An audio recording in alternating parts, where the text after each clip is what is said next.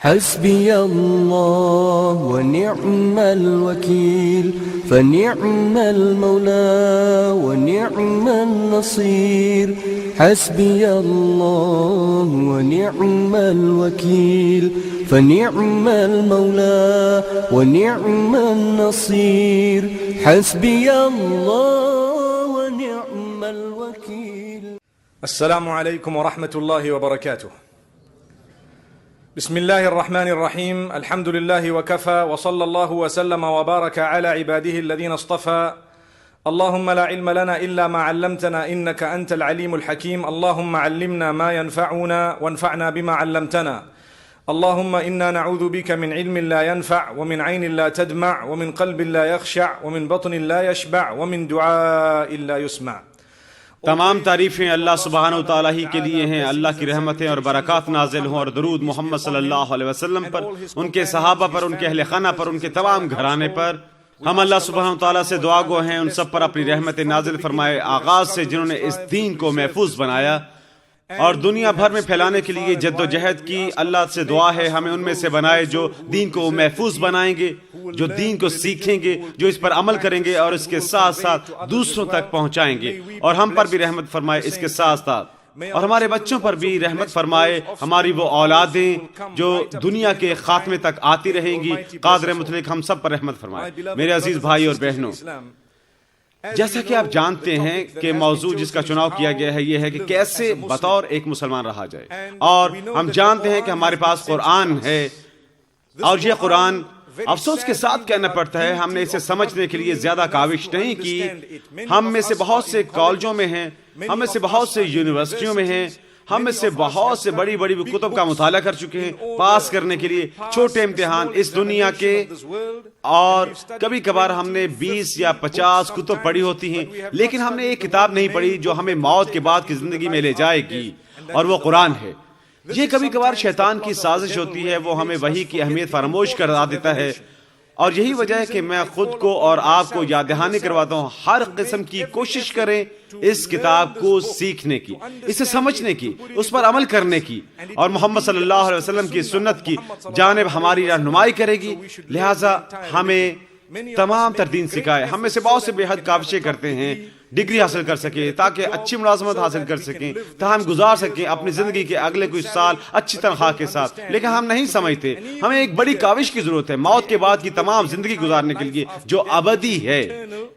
انشاءاللہ ہم آہنگی اور سکون کے ساتھ جنت میں جو اللہ ہمیں عطا فرمائے. اس شام قرآن کی ہدایت استعمال کروں گا.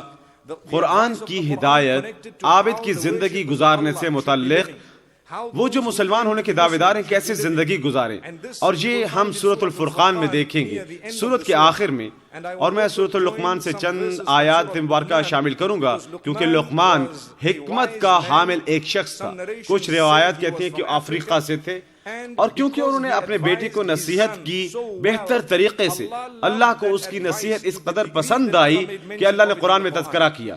اور اس سے بھی ہم سیکھتے ہیں جب ہم اپنے بچوں کو نصیحت کرتے ہیں اللہ اسے سماعت فرماتا ہے اور وہ اس سے محبت کرتا ہے، اور وہ اس کے لیے ہمیں اجر دے گا، وہ اسے جانتا ہے، اور یہ ہمارے درجات کی بلندی کا سبب بنے گا. کیونکہ ہماری ذمہ داری اگر ہم والدین ہیں نصیحت کر کے اپنی بہترین کوشش کرنا ہے اپنے بچوں کو اس انداز سے کہ وہ ان کے لیے سود مند ہو. لہذا لقمان نے تذکرہ کیا، یا جیسے کہ آپ جانتے ہیں مفکرین کی اکثریت کے بقول وہ اللہ کے پیغمبر نہ تھے لیکن وہ ایک حکمت والے شخص تھے.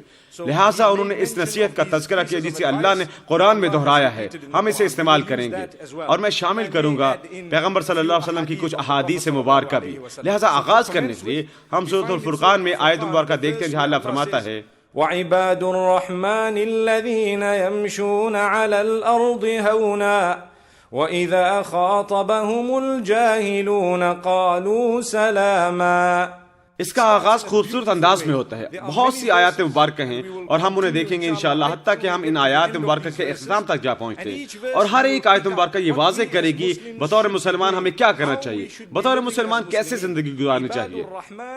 مطلب بے حد مہربان کا غلام. اصطلاح عبد کا مطلب ہے غلام. اللہ لفظ غلام کیوں استعمال فرماتا ہے؟ کیونکہ یہ اعلیٰ ترین سطح ہے تابعداری کی جب ایک فرد غلام ہوتا ہے. اگر کوئی آپ کے لیے کام کر رہا ہے وہ آپ کی نافرمانی کر سکتا ہے، لیکن جب وہ آپ کا غلام ہے حکم عدولی کی کوئی گنجائش نہیں، کیونکہ اگر وہ ایسا کرتا ہے کوئی اسے قابل سزا ٹھہرا سکتا ہے، انہیں سزا دی جا سکتی ہے کیونکہ وہ ایک غلام ہے۔ اور یہ وجہ ہے کہ ہم سب غلام ہیں، اگر ہم مسلمان ہیں ہم غلام ہیں کس کے؟ غور کریں اللہ کیا فرماتا ہے، عباد الرحمن، نہایت رحم فرمانے والے کے غلام۔ کیوں؟ کیونکہ جب ہم غلطی کرتے ہیں وہ ہمیں فی الفور سزا نہیں دیتا، وہ ہمیں ایک موقع عطا کرتا ہے، پھر ایک اور موقع، اور وہ بے حد رحم کرنے والا۔ اور یہی وجہ ہے قرآن کے عین آغاز میں اللہ سبحانہ تعالیٰ کے لیے آسان تھا بجائے کہنے کے الحمدللہ رب العالمین الرحمن الرحیم، یہ کہنے کی بجائے تمام تعریفیں ہیں آپ جانتے ہیں جہانوں کے خالق کے لیے، اور نہایت رحم کرنے والا ہے، بے حد مہربان۔ وہ فرما سکتا تھا، وہ ہستی جو سزا دینے میں بے حد سخت ہے، وہ یہ الفاظ استعمال کر سکتا تھا لیکن اس نے نہیں کی۔ یہ نمایاں کرنے کے لیے اس کی رحمت بہت زیادہ ہے اس کی سزا اور غضب سے۔ وَرَحْمَتِي وَسِعَتْ كُلَّ شَيْءٍ، اللہ فرماتا ہے میری رحمت ہر چیز کا احاطہ کیے ہوئے ہے۔ کوئی جو اللہ کے غضب کا نشانہ بننا چاہتا ہے اور اللہ کی ناراضگی کا، انہیں حقیقت میں برا شخص بننے کی کوشش کرنی چاہیے، کیونکہ ہم اپنی زندگی میں جو کچھ بھی کر چکے ہیں اس وقت تک جب ہم سانس لے رہے ہیں ہمارے پاس اپنے خالق سے رجوع کرنے کا موقع موجود ہے، اور جب خالق سے رجوع کرتے ہیں کیا رونما ہوگا؟ وہ فی الفور ہمیں معاف فرما دیتا ہے 4 شرائط کے ساتھ، اور یہ آسان شرائط ہے۔ آپ اپنی غلطی تسلیم کرتے ہو، آپ غلطی پر پشیمان ہوتے ہیں، معافی طلب کرتے ہیں، اور آپ دوبارہ نہ کرنے کا وعدہ کرتے ہیں۔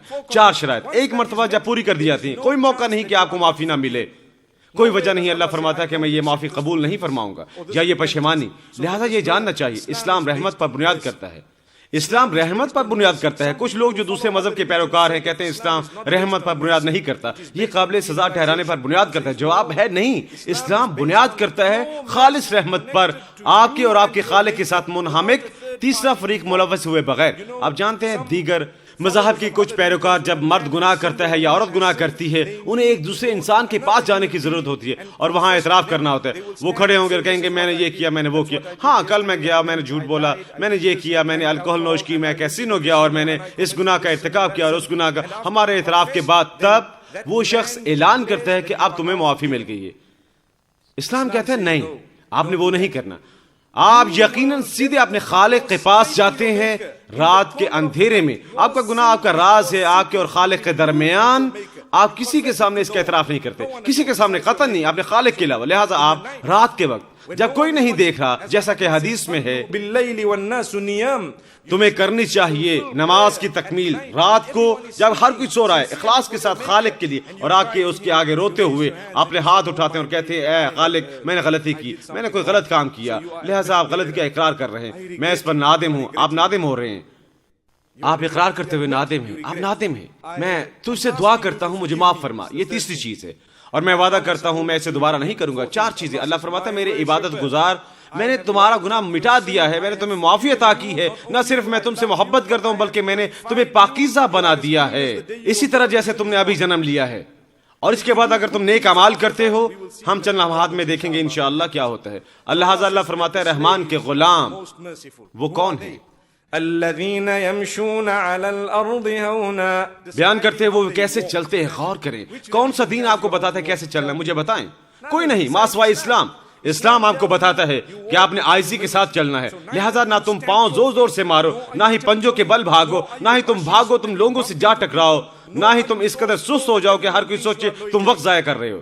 اسلام کے توازن پر غور کریں، آپ نے عزت و احترام کے ساتھ چلیں گے، آپ مناسب انداز میں اپنا سر رکھتے ہیں، اپنی گردن اکڑا کر مت چلیں جیسا کہ آپ مغرور اور جابر ہیں۔ آپ جانتے ہیں جو کوئی مغرور اور انداز سے چلتا ہے، بعض اوقات یہ لوگ اپنے راستے پر یوں چلتے ہیں جیسے ہوا میں اڑ رہے ہیں، دوسرے لوگوں سے 1 انچ بلند تر ہوں۔ گھبرائیں مت، آپ کے لیے ہوا صاف نہیں کی جا رہی ہے اگر آپ ایسا کریں بھی تو۔ لہذا ہمیں جاننے کی ضرورت ہے، ایک حقیقی مسلمان عاجزی کے ساتھ چلتا ہے اور انکساری کے ساتھ، وہ اپنا احترام کرتے ہیں، اپنا احترام کرتے ہیں، دوسروں کا احترام کریں گے۔ جب آپ احترام نہیں کرتے کوئی آپ کا احترام نہیں کرے گا۔ لہذا اگر آپ مناسب لباس میں ملبوس ہیں، آپ مناسب انداز میں چل رہے ہیں، آپ جانتے ہیں آج کل ہماری بیماری ہے، میں نے ابھی نہیں دیکھی الحمدللہ اس ملک میں، لیکن میں بہت سے ممالک میں دیکھ چکا ہوں اور نوجوان لوگوں کو دیکھتا ہوں، آپ جانتے ہیں لڑکے اور لڑکیاں، لیکن زیادہ تر لڑکے وہ پہنتے ہیں کس قسم کی پتلون؟ جو پچھلی جانب سے نصف حد تک نیچے ہے، نصف حد تک نیچے، اور وہ چل رہے ہیں۔ کیا وہ عاجزی ہے؟ کیا وہ مسلمان ہے؟ کیا وہ اللہ کے غلام کی خصوصیت ہے؟ تم عاجزی کے ساتھ چلتے ہو، خود کی عزت کرو۔ آپ یہ خرافات نہیں کر سکتے جو آپ کی پچھلی جانب نصف حد تک نیچے ہے، وہ کارگر نہ ہوگا۔ آپ کو مناسب لباس پہننے کی ضرورت ہے۔ آپ جانتے ہیں ہم کس لباس کے حامل ہیں؟ ہم خوش قسمت ہیں۔ اسلام آپ کو پہننے پر مجبور نہیں کرتا کوئی مخصوص لباس، رنگ یا ایک مخصوص میٹیریل وغیرہ، اور اس نے آپ کے لیے ایک فریم ورک وضع کیا ہے، اس نے قواعد و ضوابط وضع کیے ہیں۔ جب تک آپ فریم ورک کے اندر رہتے ہیں آپ ٹھیک ہیں، آپ ٹھیک ہیں، لہذا آپ اس سے باہر مت آئیں۔ یعنی آج ہم جو کچھ پہن رہے ہیں ماشاءاللہ یہ ایک اچھا لباس ہے۔ اگر کوئی مثال کے طور پر چاہتا ہے باہر نکلنا اور کوئی چیز پہنتا ہے جو پچھلی جانب سے نصف حد تک نیچے ہے، جیسا کہ ہم نے کہا وہ باہر نکل رہے ہیں اس فریم ورک سے، لہٰذا ہمیں جاننے کی ضرورت ہے۔ ہم عاجزی کے ساتھ چلتے ہیں، انکساری کے ساتھ۔ مزید جب ہم چل رہے ہیں کیا رونما ہوگا؟ ہم لوگوں سے ملیں گے، ہم سڑک پر لوگوں کو دیکھیں گے، انہیں گلی میں دیکھیں گے۔ جیسا کہ میں نے کہا ہم ایک دوسرے کا احترام کریں گے اور ہم اپنے آپ سے احترام کا آغاز کریں گے۔ اگر ایک شخص کے پاس ایک بوتل ہے اور نوش کر رہے ہیں اور وہ چلا رہے ہیں ہر ایک پر، آپ جانتے ہیں وہ کیسے بات کرتے ہیں، نصف آنکھیں کھلی، ایک آنکھ طرف ہے، دوسری آنکھ دوسری طرف، اور وہ آپ کی جانب دیکھ رہے ہیں اور وہ اپنا احترام نہیں کر رہے، لہذا خود کار انداز میں کوئی ان کا احترام نہیں کرے گا۔ اگر وہ آپ کو کچھ بتاتے ہیں کوئی اسے سنجیدگی کے ساتھ نہیں لے گا، کیونکہ دیکھیں کیا رونما ہوتا ہے۔ یہی وجہ کہ این اگلی آیت مبارکہ، پہلی آیت میں اللہ آپ کا چلنا بیان کرتا ہے، اگلی آیت مبارکہ میں اللہ سبحانہ وتعالیٰ فرماتا ہے وَإِذَا خَاطَبَهُمُ الْجَاهِلُونَ قَالُوا سَلَامًا، جب جاہل ان سے مخاطب ہوتا ہے وہ کہتے ہیں تم کو سلام، اور آگے نکل جاتے ہیں۔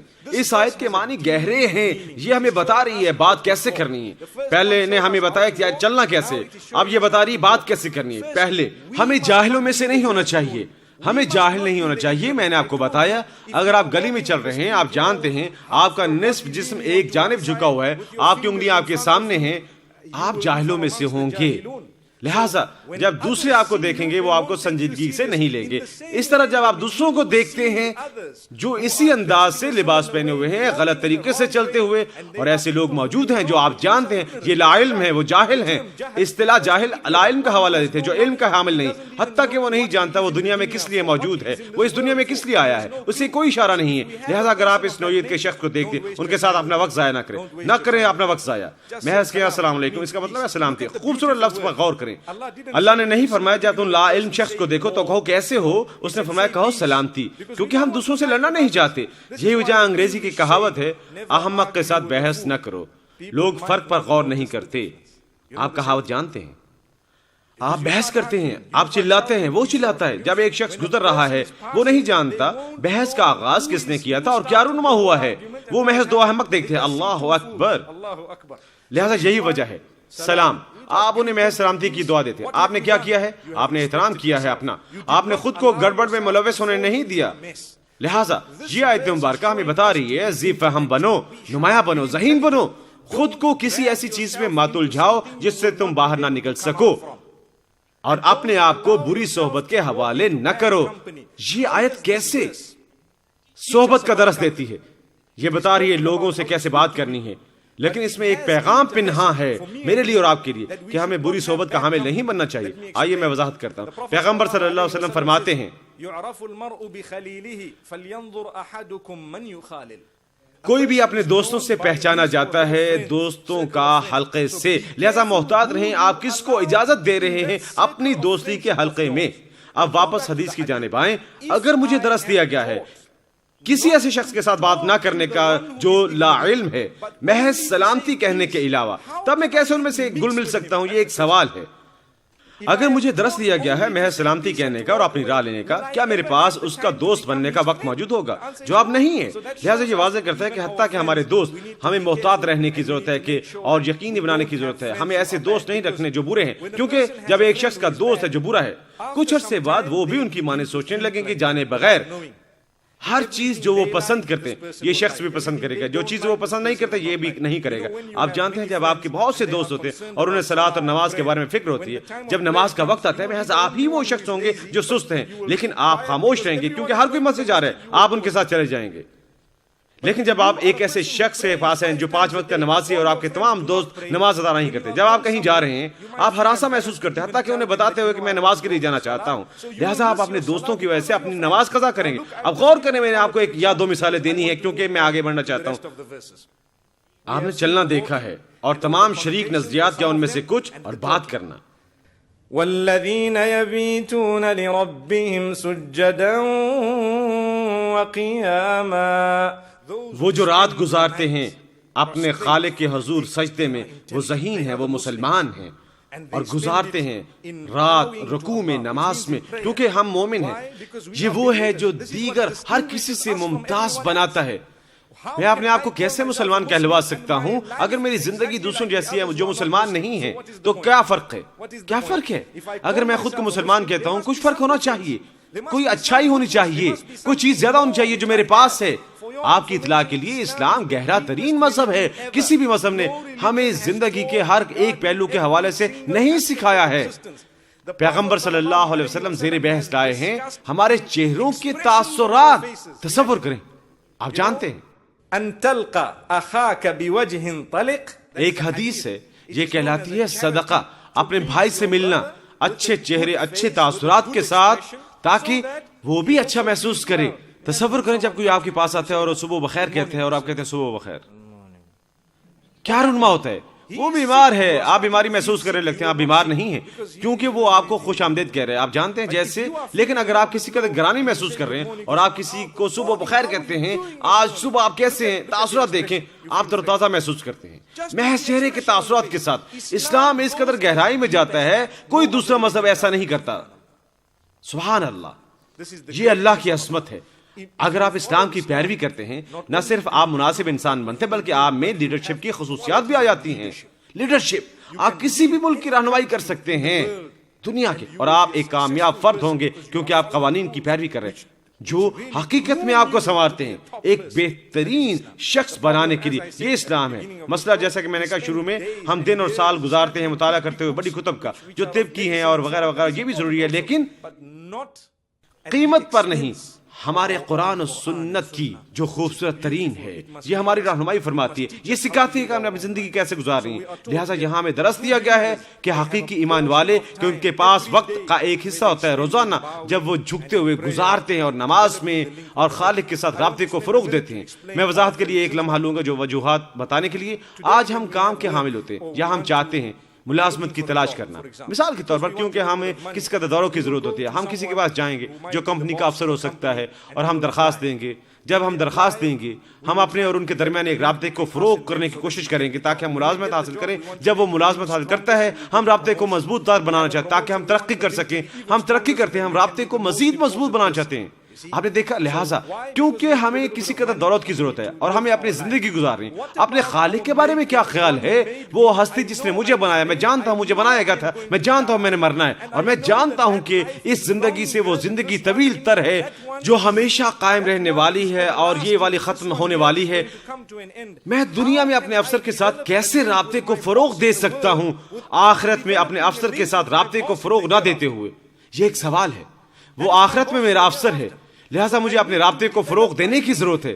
آخرت میں اپنے افسر کے ساتھ کیا کرتے ہوئے مجھے کچھ وقت آنسو بہانے کی ضرورت ہے، اپنے ہاتھ پھیلانے کی ضرورت ہے۔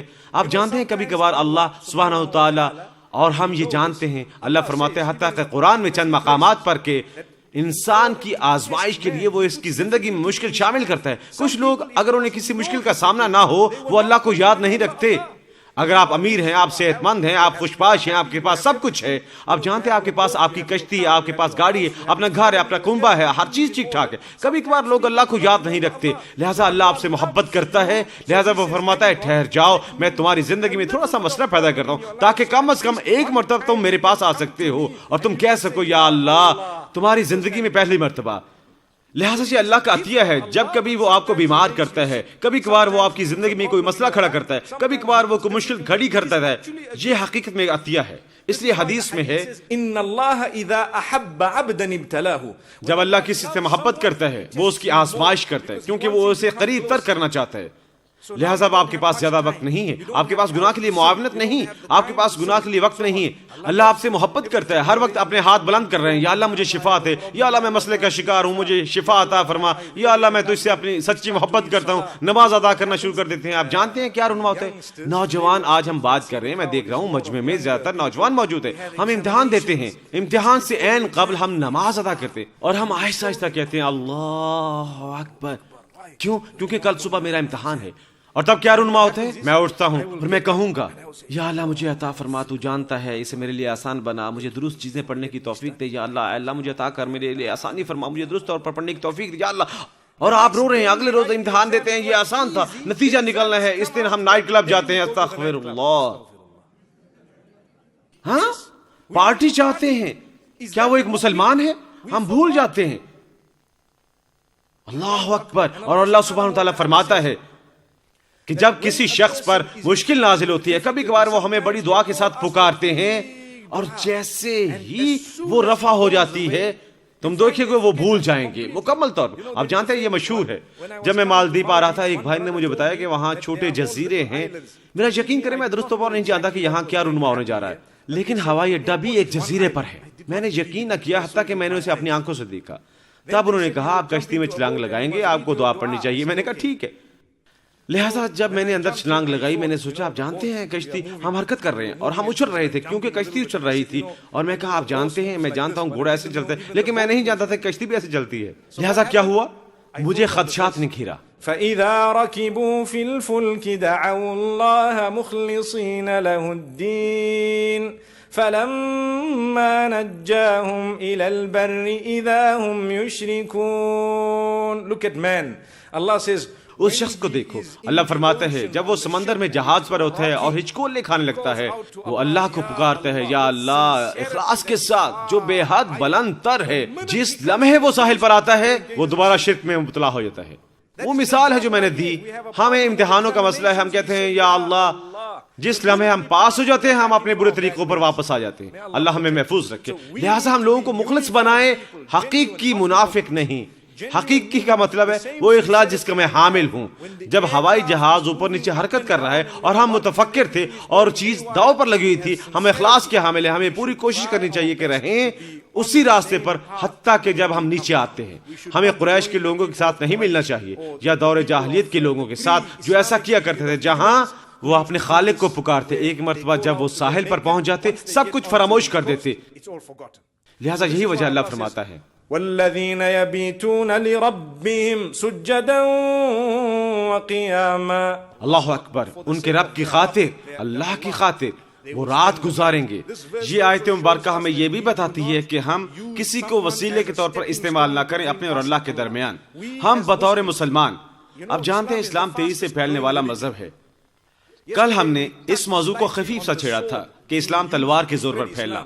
اس کی سب سے بڑی شہادت یہ مشہور عالم ہے۔ آپ کی اطلاع کے لیے زیادہ تر تعداد اسلام میں داخل ہوئی ہے کسی بھی عشرے میں تاریخ میں جسے ہم جانتے ہیں، وہ ہے 2000 اور 2010 کے درمیان۔ اب کیا وہ جانتے تھے کہ لوگوں کی زیادہ ترین تعداد اسلام میں داخل ہوئی دنیا بھر میں کسی بھی عشرے میں 2000 اور 2010 کے درمیان؟ آپ مجھے بتائیں کون سی تلوار استعمال ہوئی 2000 اور 2010 کے درمیان اسلام پھیلانے کے لیے؟ سبحان اللہ، یہ کون سی تلوار تھی؟ کہ ایک بڑی وجہ اگر آپ ان سے پوچھیں جو اسلام میں داخل ہو رہے ہیں، کیا ہے اس قدر خوبصورت ہے اسلام میں جو آپ کو اسلام میں لا رہا ہے؟ ایک اہم ترین چیز وہ آپ کو بتائیں گے، ہم اسلام میں خدا کے تصور سے محبت کرتے ہیں جہاں ہمارا اپنے خالق کے ساتھ ہمارا براہ راست رابطہ ہوتا ہے۔ ہم اپنے خالق کے ساتھ براہ راست رابطے کے حامل ہیں، کوئی وسیلہ نہیں ہے، مجھے کسی کے ذریعے نہیں جانا، یہ میرے خالق کے ساتھ میری زندگی ہے، میں اس سے محبت کرتا ہوں، وہ مجھ سے محبت کرتا ہے، میں دعا کرتا ہوں، محض اپنے خالق سے دعا کرتا ہوں، یہی سب کچھ ہے۔ یہی وجہ ہے اللہ فرماتا ہے یہ اس کے لیے ہے، محض ان کے رب کے لیے، محض ان کے خالق کے لیے۔ لہٰذا کوئی بھی فعال عبادت جو اللہ کے علاوہ کسی اور کے لیے کی جاتی ہے اس کی اجازت نہیں ہے۔ ہمیں کوئی بھی فعال عبادت کرنے کی ضرورت ہے محض خالق کے لیے۔ ہم یہ بھی یہاں سے سیکھتے ہیں، اس کے سر فہرست ہم اپنی ضروریات کے حامل ہیں۔ کہ ایسا نہیں ہے، ہر کسی کی ضروریات، اللہ نے ہمیں ضروریات کے ساتھ تخلیق فرمایا۔ بہت سے وجوہات، ان میں سے ایک وجہ یہ تھی جیسا میں نے کہا اگر ہم ضروریات کے حامل نہ ہوتے اکثر ہم اللہ سبحانہ تعالیٰ سے رجوع نہ کرتے. لہٰذا یہی وجہ ہے کہ اگلی آیت میں سنیں اللہ سبحانہ تعالیٰ کیا فرماتا ہے. والذين يقولون ربنا اصرف عنا عذاب جهنم إن عذابها كان غراما إنها ساءت مستقرا ومقاما. وہ جو اپنے رب سے دعا کرتے ہیں اپنے خالق سے، وہ جو اپنے خالق کو پکارتے ہیں اے میرے خالق مجھے جہنم کی آگ سے بچا لے، مجھے جہنم کی سزا سے بچا لے. والذین یقولون ربنا اصرف عنا عذاب جہنم، اے میرے رب ہم سے دور رکھ، ہم سے موڑ دے اور پرے کر لے دوزخ کی سزا سے جو جہنم ہے، جہنم کی آگ، کیونکہ اس کی سزا فی الحقیقت بے حد سخت ہے اور بہت بری جگہ ہے. یہ وہ دعا ہے جو مسلمانوں کو کرنی چاہیے قرآن کی آیت کے مطابق. اس کا کیا مطلب؟ اس کا مطلب ہے یہ وہ دعا ہے جو مسلمانوں کو کرنی چاہیے قرآن کی آیت کے مطابق. لہٰذا ہم جو کچھ بھی کرتے ہیں یہ محض اس چیز کے لیے نہیں ہوتا جو ہمارے سامنے ہے، بلکہ اس کے ساتھ ساتھ موت کے بعد کی زندگی کے لیے. ہم سب دعا کرتے ہیں یا اللہ مجھے جہنم سے بچا لے، یا اللہ جب ہم مرتے ہیں ہماری قبر میں ہمیں اچھائی عطا فرمایا، اللہ جب ہم یوم قیامت کو آتے ہیں ہمارا امتحان پاس کرنا آسان بنا، یا اللہ ہمیں بغیر حساب کتاب جنت عطا فرما. آپ جانتے ہیں کہ کچھ لوگ، کثیر تعداد کے حامل لوگ جنت میں جائیں گے بغیر حساب کتاب کے، کوئی حساب نہیں، کچھ نہیں، کوئی کھاتا نہیں، وہ خوش قسمت ہے، خوش نصیب ہے. ہم دعا کرتے ہیں اللہ ہمیں ان میں سے بنائے. لہٰذا یہ جاننا ہمارے لیے ضروری ہے کہ ایک حقیقی ایمان والا ہمیشہ قادر مطلق سے دعا کرے گا، یا میرے خالق میرا ایمان ہے کہ میں تیری جانب لوٹنے والا ہوں اور میں جب لوٹ کر تیری جانب آتا ہوں مجھے جنت عطا فرما، مجھے آگ سے بچا لے. لہذا اب آگ سے بچنے کے لیے کافی نہیں ہے محض لب کشائی. میں دعا نہیں کر سکتا یا اللہ مجھے آگ سے بچا لے لیکن ہر روز میں نائٹ کلب میں موجود ہوں، یا اللہ مجھے آگ سے بچا لے روزانہ میں الکوہل نوش کر رہا ہوں، یا اللہ مجھے آگ سے بچا لے روزانہ بدکاری کر رہا ہوں. کیا یہ کارگر ہے؟ نہیں، ایسا نہیں ہے. اگر آپ کوئی چیز چاہتے ہیں، جس طرح آپ اپنے افسر کو نہیں کہہ سکتے برائے مہربانی میں اپنی تنخواہ میں اضافہ چاہتا ہوں، مگر آپ روز غیر حاضر ہیں، آپ روزانہ بیمار ہوتے ہیں، آپ روزانہ بہانے بازی کرتے ہیں، یہ کار کرنا ہوگا. لہٰذا ہم دنیا کے حوالے سے اسے سمجھتے ہیں، ہم دنیا کے خالق کے حوالے سے اسے کیوں نہیں سمجھتے؟ حیران کن. یہ بہت سادہ منطق ہے جسے ہم نے دنیا کے لیے سمجھتے ہیں. جب آپ کوئی چیز اچھی چاہتے ہیں، آپ کو ہدایت ماننی ہے، تب آپ اچھائی حاصل کریں گے. لہٰذا کیا ہم اپنے خالق کی تابعداری نہیں کر سکتے؟ کیسے؟ لہٰذا جب ہم کہتے ہیں کہ ہم موت کے بعد کی زندگی پر یقین رکھتے ہیں، اس کی تیاری کریں. اور تیاری بعد از موت زندگی کی سخت نہیں ہے، یہ مشکل نہیں ہے، یہ نظم و نسق درکار رکھتی ہے. بس اسے چاہیے نظم و ضبط والے فرد بنے. آپ کے پاس قوانین و ضوابط موجود ہیں، اس کی پیروی کریں اور اللہ سبحانہ تعالیٰ آپ کے دروازے کھول دے گا.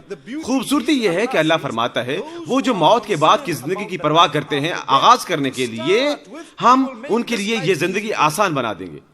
آغاز کرنے کے لیے ہم ان کے لیے یہ زندگی آسان بنا دیں گے. حیران کو یہی وجہ اللہ سبحانہ تعالیٰ فرماتا ہے والذین یقولون ربنا اصرف عنا عذاب جہنم ان عذابها كان غراما انها ساءت مستقرا ومقاما. Then he says والذين إذا أنفقوا لم يسرفوا ولم يقتروا وكان بين ذلك قواما. خوبصورت آیت دیکھیں، اللہ تعلیم فرما رہا ہے کہ ہم دنیا میں رہتے ہیں اور ہمیں تجارت کرنے کی ضرورت ہے. ہم کچھ خریدنا اور کچھ بیچنا ہے، ہمیں کچھ کام کرنا چاہیے. کیا ہمیں نہیں چاہیے کچھ دولت؟ اور اس دولت کا مختلف ہاتھوں میں تبادلہ ہونا چاہیے. قادر مطلق تعلیم فرما رہا ہے، لہذا وہ فرماتا ہے حقیقی ایمان والا وہ ہے جو اپنی رقم خرچ کرتا ہے، وہ نہ تو فضول خرچ کرتا ہے اور نہ تنگی کرتا ہے اور نہ ہی وہ بخیل ہے. لہذا لیکن وہ ان دونوں کے درمیان توازن رکھتا ہے. کبھی کبھار ایک شخص بے حد امیر ہوتا ہے لیکن اس کی بیوی شکایت کرتی ہے کہ یہ شخص حتیٰ کہ اپنے گھر کے لیے کھانا نہیں خریدتا. آپ جانتے ہیں حتیٰ کہ ہمارے پاس مناسب لباس میں نہیں ہوتا. لہٰذا آپ اپنی دولت کے ساتھ کیا کریں؟ قرآن ایک اور مقام پر فرماتا ہے وَيْلٌ لِكُلِّ هُمَزَةٍ لُمَزَةٍ الَّذِي جَمَعَ مَالًا وَعَدَّدَهُ. اللہ اس پر حقیقت میں لعنت فرما رہا ہے جس نے دولت جمع کر رکھی ہے اور روزانہ وہ اسے گنتا ہے اور گن کر ایک جانب رکھ دیتا ہے، اگلے روز وہ اسے پھر دوبارہ گنتا ہے اور ایک طرف رکھ دیتا ہے، اگلے روز پھر وہ دوبارہ گنتا ہے اور اسے ایک طرف رکھ دیتا ہے. لیکن آپ خرچ نہیں کر رہے، آپ دولت کو استعمال نہیں لا رہے، آپ محض اسے جمع کرنا چاہتے ہیں. جب آپ کے پاس دولت آتی ہے آپ کو اسے استعمال میں لانا چاہیے اور آپ کو ضائع نہیں کرنا چاہیے. لہذا اس سانس میں کیا ہم کہتے ہیں ضائع مت کریں, ہم یہ بھی کہتے ہیں مت بنے بخیل, آپ کو بجٹ بنانا چاہیے. اور یہی وجہ میرے عزیز بھائی اور بہنوں, آئیے میں آپ کو ایک اور بات بتاتا ہوں. الاقتصاد فی النفقۃ نصف المعیشہ. کچھ روایات کے مطابق بجٹ بنانا اور کفایت شعاری جب خرچ کر رہے ہوں زندگی کی نصف کامیابی ہے. لہذا ہم سب, ہماری آمدنی ہے اور ہمارے اخراجات ہیں, اگر ہم حقیقی ایمان والے ہیں ہم دونوں کے درمیان اعتدال رکھیں گے. قرض کی رقم پر گزارا نہ کریں, کوشش کریں کہ قرض سے دور ہی رہا جائے.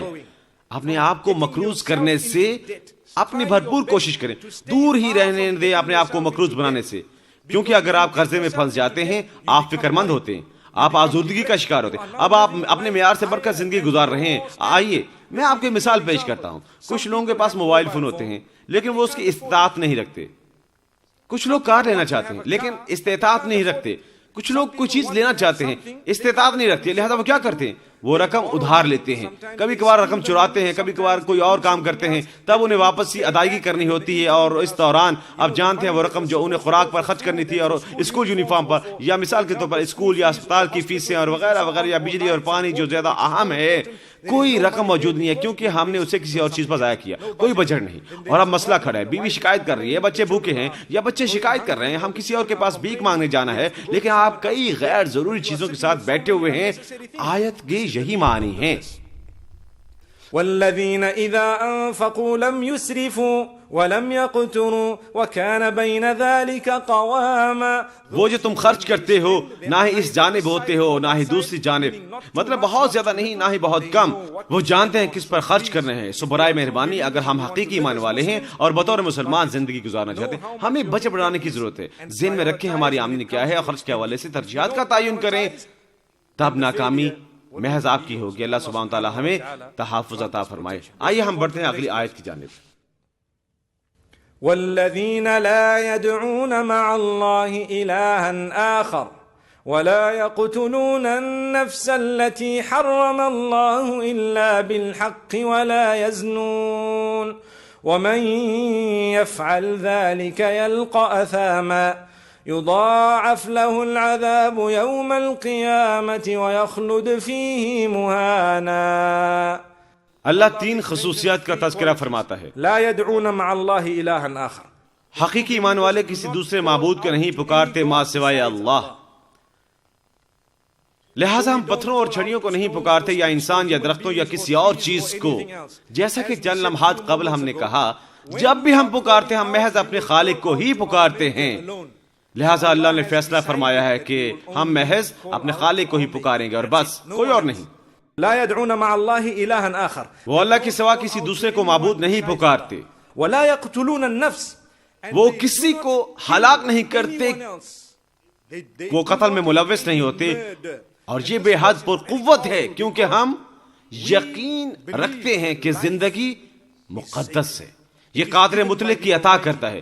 میرے پاس کوئی حق نہیں ہے زندگی لینے کا کسی بھی چیز سے جس سے خدا نے زندگی عطا فرمائی ہے. میرا یقین کریں حتیٰ کہ جانوروں یا نباتات کی بھی نہیں, کچھ نہیں, تا وقت کہ اسے حلال بنایا گیا ہو. لہذا جب انسان کے حق کا معاملہ آتا ہے عدالت فیصلہ کرے گی کہ درست کیا ہے. جب انسان کے حق کا معاملہ آتا ہے عدالت فیصلہ کرے گی زندگی کے بدلے زندگی کا, یا ملک کے قانون کے مطابق کہ کسی کو کسی مخصوص وجہ کی بنا پر ہلاک کیا جائے گا. وہ عدالت کی ذمہ داری ہے. ہم قانون اپنے ہاتھ میں نہیں لے سکتے کیونکہ سزائے موت دینے کی ایک شرط یہ ہے کہ آپ کو ملک میں اختیار حاصل ہو. اگر آپ کے پاس اختیار نہیں ہے آپ وہ نہیں کر سکتے. یہ ابتری پیدا کرے گا اور ابتری ہلاکت سے بڑھ کر ہے. والفتنة اشد من القتل. ابتری پیدا کرنا ہلاک کرنے سے بدتر ہے. یہ وہ ہے جو قرآن فرماتا ہے. ہمیں اسے جاننے کی ضرورت ہے. لہٰذا ہم کبھی قانون اپنے ہاتھ میں نہیں لیں گے یہ کہتے ہوئے نہیں اس شخص نے یہ کیا اور وہ کیا اور میں کرنے جا رہا ہوں. نہیں, انہیں پولیس کے حوالے کر دو یا انہیں اتھارٹی کے حوالے کریں اور اسے اس کا خمیازہ بھگتنے دیں. لہٰذا ہم اسے سمجھنے کی ضرورت ہے. جب جانوروں اور نباتات کا معاملہ آتا ہے, میں آپ کو کوئی خوبصورت چیز دکھاتا ہوں. مثال کے طور پر اگر میرے پاس میں ایک بھیڑ ہے اور کیا مجھے اجازت ہے میں اسے ہلاک کر دوں اور چلتا بنوں؟ جواب ہے نہیں کر سکتا. میرے پاس مقصد ہونا چاہیے یا وجہ. قادر مطلق نے مجھے اس کی جان لینے کی اجازت دی اگر میں استعمال کرنا چاہتا ہوں, اور حتیٰ کہ تب جب مجھے جان لینے کی ضرورت ہے ہمدردانہ انداز میں. لہٰذا ہمدردانہ انداز کیا ہے؟ مجھے بے حد تیز چھری کی ضرورت ہے اور مجھے قادر مطلق اللہ کی اجازت کی ضرورت ہے جب میں جانور کو اس کی شہ رگ سے کاٹتا ہوں, اس کے گلے سے. لہذا میں اس پر کلہاڑی کا وار نہیں کرتا اور اسے مصیبت میں مبتلا کرتا, اور اسے تیز ہونے کی ضرورت ہے پھرتی کے ساتھ. اور ہم کہتے ہیں بسم اللہ اللہ اکبر. ہم اکثر کہتے ہیں شروع اللہ کے نام سے, اللہ عظیم ترین ہے, یا بسم اللہ کہتے ہیں. ہم اللہ کا نام لیتے ہیں جب ہم جانور ذبح کر رہے ہوتے ہیں. نیت اجازت طلب کرنی اس جانور کو زندگی عطا کرنے والے سے, کیونکہ ہم اسے استعمال کرنا چاہتے ہیں. اگر آپ قادر مطلق کا نام نہیں لیتے, آپ نے چرایا ہے وہ جانور زندگی عطا کرنے والے کی جائیداد سے. لہٰذا ہم اسے حلال تصور نہیں کریں گے, اسے استعمال کرنے کی اجازت نہیں ہے, کیونکہ آپ نے نہیں لیا قادر مطلق کا نام. وہاں آپ زندگی عطا کرنے والے سے اجازت طلب نہیں کرتے. آپ کو اس طرح زندگی لینے کا اختیار کس نے دیا ہے؟ آپ اس کے مالک نہیں ہیں. غور کریں اسلام کس قدر گہرائی کا حامل ہے. اور کچھ لوگ کہتے ہیں نہیں یہ وحشیانہ ہے. یہاں جانور ذبح کرنا, آپ جانتے ہیں کہ یہ کرنا وحشیانہ ہے واللہ, اور ہر کوئی کھاتا ہے یہ برگر اور ہر کوئی اسے پسند کرتا ہے. یہ کہاں سے آتا ہے؟ وہ سب ذبح کیے گئے جانور ہیں. اسلام ذبح کے بہترین طریقے کا حامل ہے. اور ہم ہمیشہ کہتے ہیں جب ایک شخص شیو کرتا ہے, اگر بلیڈ بہت تیز ہو اور اسے خراش آتی ہے, وہ نہیں جانے گا 5 منٹ بعد او کوئی چیز مجھے تکلیف دے رہی. کتنے منٹ بعد؟ چند منٹ بعد.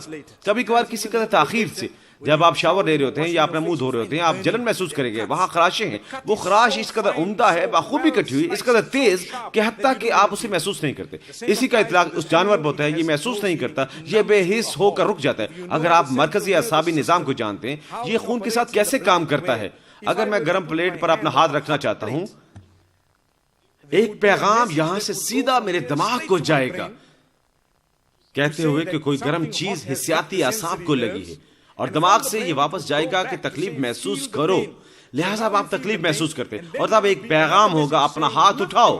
لہٰذا آپ اپنا ہاتھ اٹھاتے. یہ سب سیکنڈ کے کچھ حصے میں ہوتا ہے, لیکن دماغ سے پیغام اوپر اور نیچے جا رہا ہے.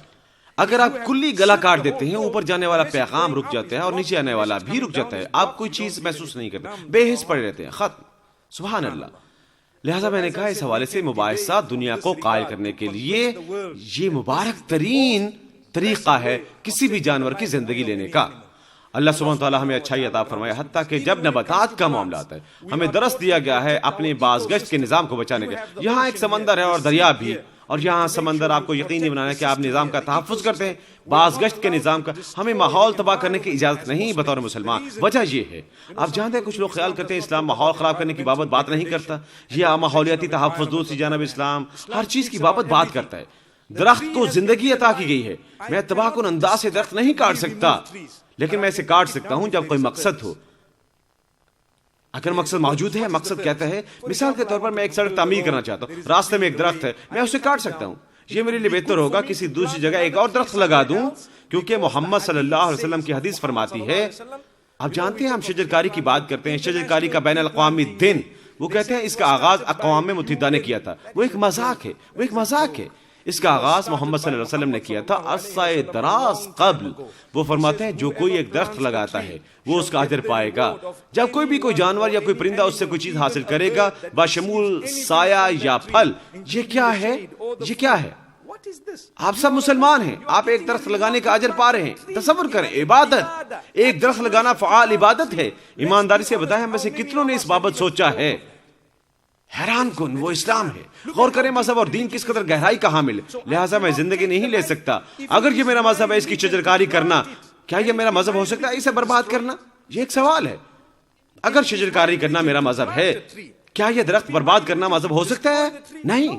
لیکن اگر یہ میرے راستے میں ہے, میں اسے اکھاڑ سکتا ہوں بسم اللہ, اور میں نے اسے راستے سے ہٹا دیا. میں زندگی عطا کرنے والے سے دعا کر رہا ہوں.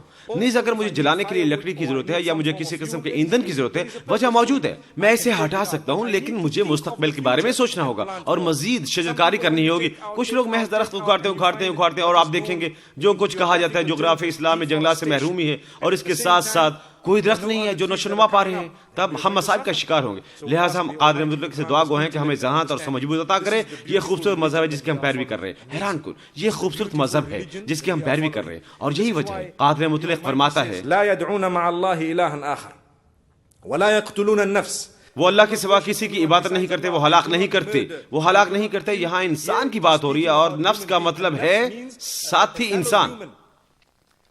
التي حرم الله إلا بالحق، میں نے پہلے اس کا ذکر کیا کہ محض لوگ جن کو فیصلہ کرنے کی اجازت ہے کب کسی کو ہلاک کرنا ہے وہ عدالتیں ہیں، اور وہ مملکت ہے جو با اختیار ہے۔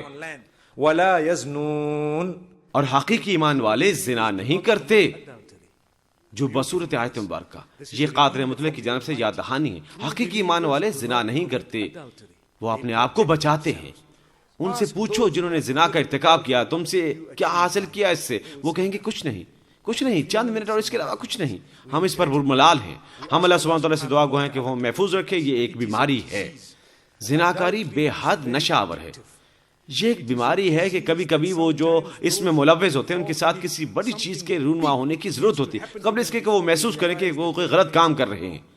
لہٰذا ہمیں یاد رکھنا چاہیے اللہ نے نکاح کو اس قدر آسان بنایا ہے، لہٰذا ہمارے پاس گناہ کے ارتکاب کا کوئی عذر موجود نہیں ہے، اور ہمیں نہیں کرنا چاہیے۔ اور یہی وجہ ہے کہ زنا کا ارتکاب، جیسا کہ ہم نے کل کہا تھا، یہ یا تو کسی کی بہن کے ساتھ، یا ماں، یا بیٹی، یا بیوی، یہ جو کوئی بھی ہے۔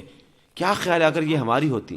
یہ محمد صلی اللہ علیہ وسلم کی وضاحت مبارک ہے۔ ایک نوجوان لڑکا تھا جو ان کے پاس حاضر و عرض کی، اے پیغمبر میں اس فعل کا ارتکاب کرنا چاہتا ہوں۔ لہٰذا پیغمبر نے اس کی سرزنش نہیں کی، اور نہ ہی اس پر چلائے، اور نہ ہی اسے تنبیہ کی، نہیں، وہ پیغمبر صلی اللہ علیہ وسلم تھے۔ انہوں نے فرمایا دیکھو ادھر آؤ، کیا تم اسے اپنے اہل خانہ کے خلاف پسند کرو گے؟ تمہارے اپنے گھرانے کے افراد، تمہاری بہن، تمہاری ماں، اور لہٰذا اس نے کہا نہیں، قطعاً نہیں۔ لہٰذا جس کے ساتھ بھی تم کرو گے وہ کسی نہ کسی سے متعلق ہے، اس رشتے کے حوالے سے۔ اس نے کہا میں کبھی یہ نہیں کروں گا، دوبارہ کبھی نہیں۔ اب اللہ ہمیں خبردار کر رہا ہے اور وہ فرما رہا ہے برائے مہربانی میرے عزیز بھائی اور بہنوں، کوئی بھی جو گناہ کسی میں ملوث ہے آپ کے لیے ہمیشہ امید باقی ہے، کبھی نہیں، کسی بھی وقت نہیں، جب تک ہماری سانس باقی۔ کبھی ایسا وقت نہیں ہے کہ آپ پر نظر کرم نہ کی جائے، نہیں، شیطان آپ کو احساس دلاتا ہے کہ اب میں بہت گناہ کر چکا ہوں اور میں اپنے خالق سے بے حد دور ہو چکا ہوں۔ نہیں، ہم سب بے حد قریب ہیں اپنے خالق کے، بہت قریب، لیکن آپ کو اللہ تک رسائی حاصل کرتے ہوئے قربت محسوس کرنے کی ضرورت ہے۔ اپنے گناہ کو اپنی نا امیدی کا باعث نہ بنائیں، اٹھیں اور چلیں۔ جب آپ ٹھوکر کھاتے کیا بقایا زندگی بھی اسی معنی گزارتے ہیں؟ نہیں، آپ اٹھیں گے اور دوبارہ چلتے ہیں۔ اگر کوئی درد ہے آپ چند لمحوں کے لیے لنگڑا سکتے ہیں اور کچھ دیر بعد درد ختم ہو جائے گا اور آپ روبہ عمل رہیں گے۔ اسی کا اطلاق ہوتا ہے روحانی طور پر جب ہم ٹھوکر کھاتے ہمیں اٹھنا چاہیے اور دوبارہ چلنا شروع کرنا چاہیے۔ آپ درد محسوس کرتے ہیں، آپ کچھ نتائج کا سامنا کر سکتے ہیں، کبھی کبھار اپنا ہاتھ توڑوا بیٹھتے ہیں اور آپ کو ایک ہاتھ کے بغیر زندگی گزارنی پڑتی ہے، لیکن آپ اٹھتے ہیں اور زندگی جاری رکھتے ہیں۔ لہٰذا اسی طرح جب روحانیت کا معاملہ ہے ہمیں اٹھنا چاہیے اور اپنے خالق کو راضی کرنا چاہیے اور آگے بڑھنا چاہیے۔ یہی وجہ اللہ فرماتا ہے جو حقیقی ایمان والے گناہ کا ارتکاب نہیں کرتے، جان بوجھ کر نہیں کرتے، وہ گناہ کا ارتکاب نہیں کرتے۔ اور اللہ سبحانہ تعالیٰ فرمان جاری رکھتا ہے وہ جو جان بوجھ کر کرتے ہیں يضاعف له العذاب يوم القيامة، قیامت کے دن انہیں دوہرا عذاب دیا جائے گا ويخلد فيه مهانا، اور بے توقیر ہوں گے۔ جنت کی اجازت نہ ملنے پر اللہ ہمیں محفوظ رکھے۔ اب ہم خوف زدہ ہیں، کیا ایسا نہیں ہے؟ سبحان اللہ، آپ کا قرآن کس قدر خوبصورت ہے، ہر مرتبہ ہمیں خبردار فرماتا ہے، تب اگلے ہی سیکنڈ یہ ہمیں خوشخبری دیتا ہے۔ سبحان اللہ، ہر مرتبہ خبرداری ہے۔ اللہ ہمیں جہنم اور جہنم کی آگ سے خبردار فرمایا، اور اللہ فرما رہا ہے دیکھو ایسے لوگ موجود ہیں جو بد ہیں، جو وہ یہ اور وہ کرتے ہیں، اور یہ وہ جہنم کی آگ میں جائیں گے۔ وہ فی الفور فرماتا ہے وہ جو پرشیمان ہوتے ہیں جنت میں جائیں گے۔ لہذا غور کریں اس نے کیا فرمایا گناہوں کی بابت خبردار کرنے کے بعد، اور زنا کا گناہ اللہ سبحانہ تعالیٰ فرماتا ہے إلا من تاب وآمن وعمل عملا صالحا فأولئك يبدل الله سيئاتهم حسنات وكان الله غفورا رحيما۔ ایک استثناء موجود ہے، وہ جن کو سزا دی جائے گی، ایک استثناء ہے۔ وہ کس درجے کے لوگوں کے لیے ہے؟ وہ جو پشیمان ہوتے ہیں اور اچھے اعمال کرتے ہیں۔ اس کے بعد وہ جو پشیمان ہوتا ہے وہ ایمان لاتے ہیں اور اس کے بعد نیک اعمال کرتے ہیں، ان کے لیے اللہ فرماتا ہے ہم ان گناہوں کو نیکیوں سے بدل دیں گے کیونکہ انہوں نے نیک اعمال کیے بعد اعمال کے ساتھ، اور یہی وجہ ہے پیغمبر صلی اللہ علیہ وسلم حدیث میں فرماتے ہیں اتبع السیئۃ الحسنۃ تمحوها، جب کوئی برا کام کرو اس کے بعد کوئی اچھا کام کرو، آپ کے گناہ مٹا دیے جائیں گے۔ جب آپ ایک گناہ کرتے ہیں اور آپ توبہ کرتے ہیں اور اللہ سے معافی طلب کرتے ہیں اور اس کے بعد نیک عمل کرتے ہیں اور آپ کا گناہ مٹا دیا جائے گا۔ لہٰذا آیت مبارکہ میں اللہ فرماتا ہے اگر کوئی شخص گناہ کرتا ہے اور اس کے بعد وہ پشیمان ہوتے ہیں اور اس کے بعد انہوں نے اپنے راستے بدل لیے ہیں اور انہوں نے ایک طویل سفر طے کیا ہے نیک اعمال کرتے ہوئے، اللہ فرماتا ہے جب وہ قیامت کے دن آتے ہیں برے اعمال ترازو کے دائیں پلڑے میں منتقل کر دیے جائیں گے بطور نیک اعمال، جس کا مطلب ہے وہ نیک اعمال جو آپ نے نہیں کیے تھے آپ کے کھاتے میں ہیں۔ تصور کریں آپ کا ایک بینک کھاتا ہے، آپ بینک کھاتا کھولتے ہیں اور اس میں آپ کے $5000 موجود ہیں، اور کچھ عرصے بعد آپ اسے کھولتے ہیں اس میں $15000 موجود ہیں۔ آپ بینک جائیں گے، مجھے امید ہے آپ بینک جائیں گے اور کہیں گے $10000 کہاں سے آئے؟ آپ جانتے ہیں کچھ لوگ خاموش رہتے تھے، وہ کہتے ہیں کہ میں اسے کھاؤں گا، لیکن آپ بینک جا سکتے ہیں ان سے پوچھنے کے لیے $10000 کہاں سے آئے ہیں، وہ آپ کو وضاحت کر سکتے ہیں۔ یہ غلطی ہے، لیکن اللہ کے معاملے میں کوئی غلطی نہیں۔ اللہ فرماتا ہے قیامت کے دن کوئی ظلم نہیں ہوگا، قطعاً کچھ نہیں۔ لہٰذا آپ کہیں گے یہ اعمال کہاں سے آئے، اور اللہ سبحانہ و تعالیٰ نے اس آیت میں بالکل واضح کیا ہے کہ گناہ جو تم نے کیے، کیونکہ ہم تمہاری پشیمانی کوئی عمل کو پسند فرماتے ہیں اور اس کے بعد محض نیک اعمال کیے، ہم نے انہیں بدل دیا اور ہم نے انہیں نیک اعمال بنا دیا، لہٰذا فکر نہ کرو، یہ تمہارا بیلنس ہے۔ سبحان اللہ، ہم بہت خوش ہوں گے۔ اور اس آیت سے ہم سیکھتے ہیں کہ ہمیں اللہ کی رحمت سے مایوس نہیں ہونا چاہیے، کبھی نہیں۔ میں نے چند لمحات قبل کہا تھا قطع نظر اس امر کے کہ آپ نے کیا کیا، اللہ بے حد مہربان ہے، بے حد رحم کرنے والا۔ اللہ سے رجوع کرو، اس سے امید رکھو۔ ہم میں سے ہر ایک اپنے خالق تک مساوی رسائی کا حامل ہے، جس کا دوسرا حامل ہے ایک لمحے کے لیے بھی نہ سوچیں اللہ مجھ سے بہت دور ہے، وہ دور نہیں ہے۔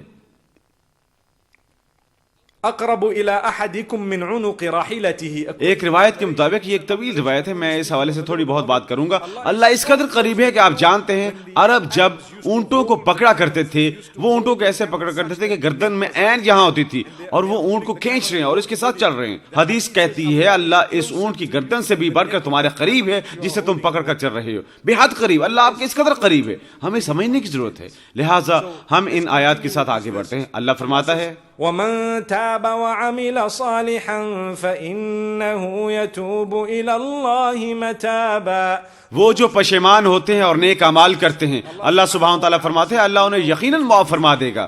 وہ پشیمانی اللہ تک پہنچتی ہے جب تم کہتے ہو استغفر اللہ۔ اس کے کیا معنی ہیں آپ جانتے ہیں؟ کبھی کبھار لوگ کہتے ہیں آپ کو کہنا ہے استغفر اللہ دن میں 100 مرتبہ۔ لہٰذا میں نہیں جانتا اگر یہ اس ملک میں رونما ہوتا ہے، لیکن جب لوگ اپنی نماز ختم کرتے ہیں اور تسبیح کے ساتھ بیٹھتے ہیں شمار کرنے والا، اور وہ کہتے ہیں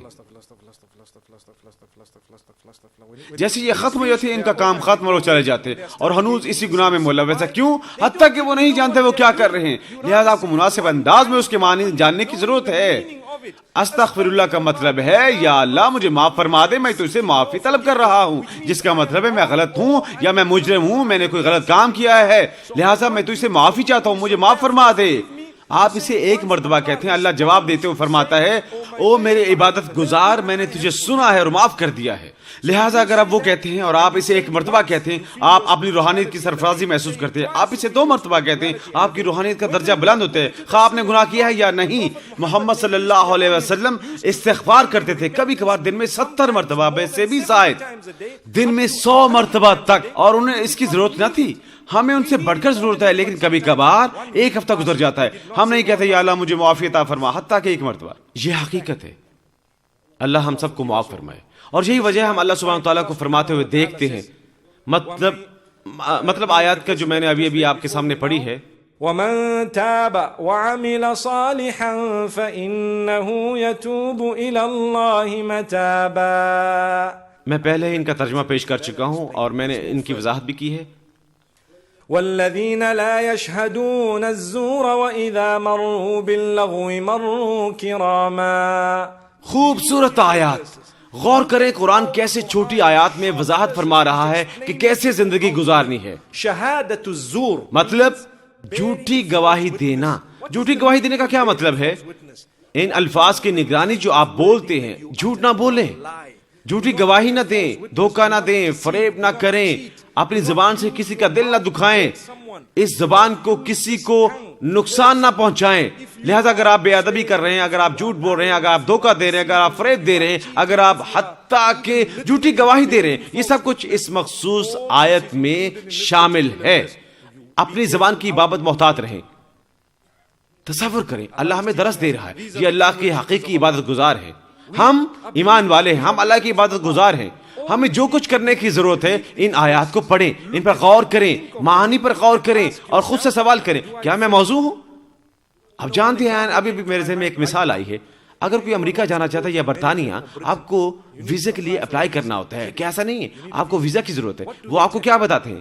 انہیں بہت زیادہ دستاویزات درکار ہوتی ہیں، یہ لائیں، یہ لائیں، وہ لائیں، یہ لائیں. آپ کو یہ کرنے کی ضرورت ہے، آپ ہمیں بینک بیلنس بتائیں، آپ ہمیں یہ دکھائیں، کیا تعلیم ہے، کیوں جا رہے ہیں، کس سے ملنا ہے، ان کا پتہ کیا، آپ کا باپ کون ہے، آپ نے کس کے سے شادی کی، اس کا باپ کون ہے. ہر چیز آپ سے پوچھتے ہیں، ہر چیز. واحد چیز جو آپ سے نہیں پوچھتے آپ کا وزن کتنا ہے، وہ آپ سے نہیں پوچھتے. لیکن اس کے علاوہ ہر چیز پوچھیں گے. اور آپ کیا کرتے ہیں؟ اگر آپ وہاں جانا چاہتے ہیں آپ کیا کرتے ہیں؟ ایمانداری سے بتائیں، میں آپ سے بات کر رہا ہوں ایک منطقی نقطے پر.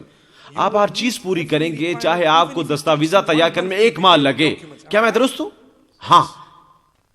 کیا زیادہ اہم ہے جنت یا امریکہ؟ کیا زیادہ اہم ہے؟ جنت. اللہ آپ کو بتاتا ہے تم جنت چاہتے ہو، تمہیں ویزے کی ضرورت ہے. اس کے لیے ضرورت ہے تم جھوٹ نہیں بولو گے، شرک نہیں کرو گے، یہ نہیں کرو گے. مجھے دکھانے کی ضرورت ہے اپنی نماز کا ریکارڈ، تمہیں مجھے اپنی گفتگو کا ریکارڈ دکھانے کی ضرورت ہے، تمہیں دکھانے کی ضرورت ہے اس کا ریکارڈ، اس کا ریکارڈ. تب ہم اسے نہیں چاہتے، تب ہم کہتے ہیں اسے جانے دو، کوئی پرواہ نہیں. اللہ اکبر. اس شخص کو دیکھو. یا ایھا الانسان ما غرک بربک الکریم. اے انسان، تمہیں کس نے تمہارے اپنے خالق سے دھوکے میں رکھا ہے جو اس قدر قابل عزت اور احترام ہے؟ ہم کیسے دھوکہ کھا سکتے ہیں؟ کسی چھوٹے سے کام سے اس دنیا میں کہیں جانے کے لیے ہم اس قدر کرنے کے لیے تیار ہیں، لیکن جنت میں جانے کے لیے ہم کچھ کرنے کو تیار ہی نہیں ہیں، حتیٰ کہ اس سے بھی کم. اللہ اکبر. اللہ ہمارے دروازے کھولے. اللہ کرے ہم ان میں سے ہوں جو یہ تمام ضروریات پوری کرتے ہیں. اور اللہ کی خوبصورتی، اللہ رحم کرنے والا ہے. وہ فرماتا ہے کوئی مسئلہ نہیں، اگر تم ضروریات پوری نہیں کرتے محض معافی طلب کرو، میں یہ تمہیں عطا کروں گا. اللہ اکبر. اللہ اکبر. اللہ سبحانہ تعالی ہمیں معاف فرمائے.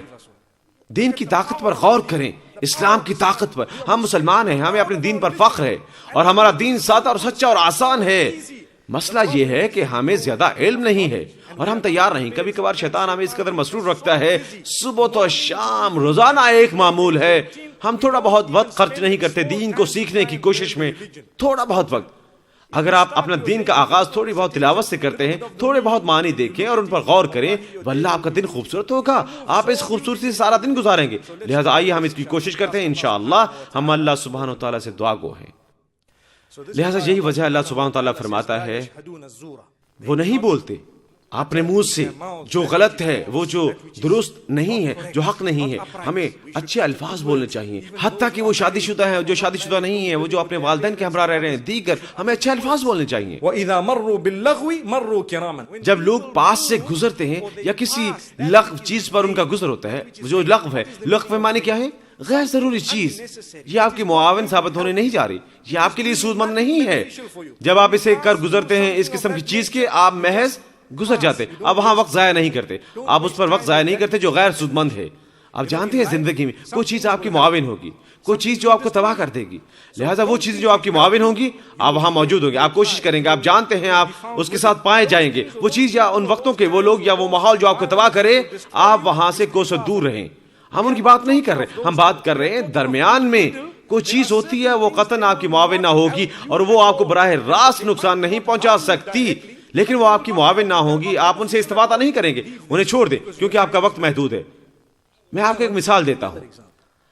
آپ جانتے ہیں آپ کے پاس کمپیوٹر گیمز ہے، چھوٹا پلے اسٹیشن گیمز ہے. مجھے یقین ہے ہم سب کے پاس، ہم جب نوجوان تھے ہم کھیلتے تھے، اور اگرچہ کچھ اب بھی کھیلتے ہوں گے. مجھ کو کچھ ای میل موصول ہوتی ہیں، بیوی 50 سالہ وہ شکایت کرتی ہے میرا خاوند ویڈیو گیمز نہیں چھوڑ سکتا.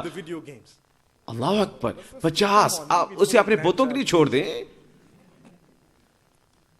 لہذا جب ایک شخص گیم کھیل رہا ہے کیا رونما ہوتا ہے؟ قبل اس کے کہ گیم ختم ہو آپ زیادہ سے زیادہ اسکور کرنا چاہتے ہیں. کیا یہ ٹھیک ہے؟ میں زیادہ سے زیادہ سکور بنانا چاہتا ہوں کیونکہ میری گیم ختم ہو رہی ہے این اب مجھے سکور کرنے کی ضرورت ہے 10 یا 20 یا 50 یا 100 500 یا 1000 جیتنے کے لیے. یہ گیم کیا دوران گیم آپ اسے ایک دھیان میں رکھ سکتے ہیں اور چائے نوش کرتے ہیں, کیا وہ کریں گے؟ نہیں. لیکن چائے کے ساتھ کیا غلط ہے؟ کوئی چیز کچھ نہیں. لیکن میں یہاں ایک گیم کھیل رہا ہوں. زندگی ویسی ہی ہے, ایک دن ختم ہو جائے گی, ہمیں زیادہ سے زیادہ سکور بنانے کی ضرورت ہے. لہٰذا میں کسی چیز کے ساتھ اپنا وقت ضائع نہیں کر سکتا جو سود مند نہیں ہے, یہ نقصان دہ نہیں ہو سکتا, لیکن مجھے اپنا سکور بنانے کی ضرورت ہے قبل اس کے کہ یہ ختم ہو جائے. لہٰذا جب میری گیم ختم ہو جاتی ہے میں خوش ہوں, میں کہتا ہوں ماشاءاللہ میں نے اچھا کیا الحمدللہ. اب میں کیوں یہ مثالیں دے رہا ہوں؟ یہ حقیقی زندگی میں ہم انہیں دیکھتے ہیں, ہم ان کے ساتھ رہتے ہیں, استعمال کرتے ہیں, ہم ان کے ساتھ روبہ عمل ہے. لہٰذا ہم اس کے ایک چھوٹے سے حصے کا اطلاق کیوں نہیں کر سکتے اپنے مذہب پر اور روحانیت پر؟ اور غور کرنا ہمارے لیے ضروری ہے اور اپنے دماغ کا استعمال اس سے تھوڑا بہت ہلائیں. اللہ سبحانہ وتعالی ہمیں اچھائی عطا فرمائے. وَإِذَا مَرُّوا بِاللَّغْوِ مَرُّوا كِرَامًا. تب بے حد اہم والذین اذا ذکروا بآیات ربهم لم یخروا علیہا صما وعمیانا.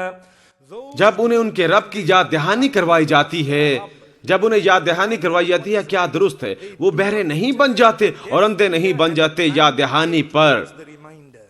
لہٰذا جب کوئی آپ کو یاد دہانی کرواتا ہے, میرے بھائی اپنی نماز ادا کرو, میری بہن مناسب لباس پہنو, میرے بھائی اس گناہ کا ارتکاب نہ کرو. ہمیں ان میں سے نہیں ہونا چاہیے جو محض کہتے ہیں یہ ٹھیک ہے, آپ جانتے ہیں کرتے رہو. ایک حقیقی ایمان والا سنے گا اور وہ پرجوش ہوگا. یہی وجہ میں ہمیشہ کہتا ہوں یہ کہنا کو کوئی فائدہ نہیں, پرقوت لیکچر, اچھی بات چیت, لیکن ہماری زندگی تبدیل نہ ہوئی کیا فائدہ؟ ہزاروں اچھی باتیں ہو سکتی ہیں. آج دنیا ہے آپ کے ہاتھ میں, آپ کے آئی فون میں یا آپ کے چھوٹے بلیک بیری میں, تمام دنیا وہاں موجود ہے. آپ ایک بٹن دباتے ہیں, چاہے جو اکٹھا کر سکتے ہیں کر لیں, کسی بھی کو سن سکتے ہیں, جس کا آپ انتخاب کرتے ہیں آپ ان کی بات سن سکتے ہیں آج کل انٹرنیٹ پر, آپ جانتے ہیں یہ. لہٰذا وہ اپنے ہاتھ میں پکڑنے کا کیا فائدہ اگر آپ نے اسے اپنی زندگی تبدیل نہیں کی؟ میں کہہ سکتا ہوں اچھی بات چیت, اچھی بات, میں نے کیا کیا؟ اللہ اکبر, میں نے اسے حاصل نہ کیا. لہٰذا جیتنے والا وہ ہے جو جب انہیں کوئی چیز بتائی جاتی ہے یا ان پر اثر انداز ہوتی ہے, اور یہ ان پر مثبت انداز میں اثر انداز ہوتی ہے اور وہ اپنی زندگیاں تبدیل کرتے ہیں, یہ جیتنے والا ہے. لہٰذا کبھی کبھار نوجوان نسل جب آپ ان کی تصحیح کرتے ہیں وہ برا محسوس کرتے ہیں, بہت برا. اگر آپ کہتے ہیں تم جانتے ہو میرے بیٹے محتاط رہو, یہ مت کرو, وہ کہتے ہیں آپ اپنی فکر کریں, مجھے اکیلا چھوڑ دیں. مجھے یقین ہے آپ نے وہ جواب سنا ہوگا کہ برا شخص کون ہے. لہذا لوگ خائف ہوتے ہیں آپ کو بتاتے ہوئے, کیونکہ وہ سوچتے ہیں کہ اگر میں اس بھائی کو بتاتا ہوں وہ اس قدر برا محسوس کرے گا, وہ اس بات نہیں کرے گا. اگر معاملہ ایسا ہی ہے, آپ اچھے مسلمان نہیں ہیں, آپ کیسے ہو سکتے ہیں؟ آپ کو خوش ہونا چاہیے جب کوئی آپ کی تصحیح کرتا ہے. اگر آپ کام پر دیر سے آتے ہیں, آپ کا افسر آپ کو بلاتا ہے, ادھر آؤ تم دیر سے آئے ہو, میں تمہاری تنخواہ سے کٹوتی کروں گا, کیا آپ کہتے ہیں آپ بہت برے ہیں؟ آپ نہیں کہہ سکتے, آپ دیر سے آئے تھے. لہٰذا کل جلدی آنا. جب آپ اور آپ کی ماں آپ کو بتاتی ہے سنو میرے بیٹے دھوکہ نہ دو, چوری نہ کرو, ایسا کرتے ہو تمہیں سزا ملے گی, تم اس کو انہیں میں 20 منٹ تک کھڑا کر دیں گے, اور آپ کہہ رہے ہیں یہ میرا باپ ہے, مجھے اس سے جان چھڑانی ہے.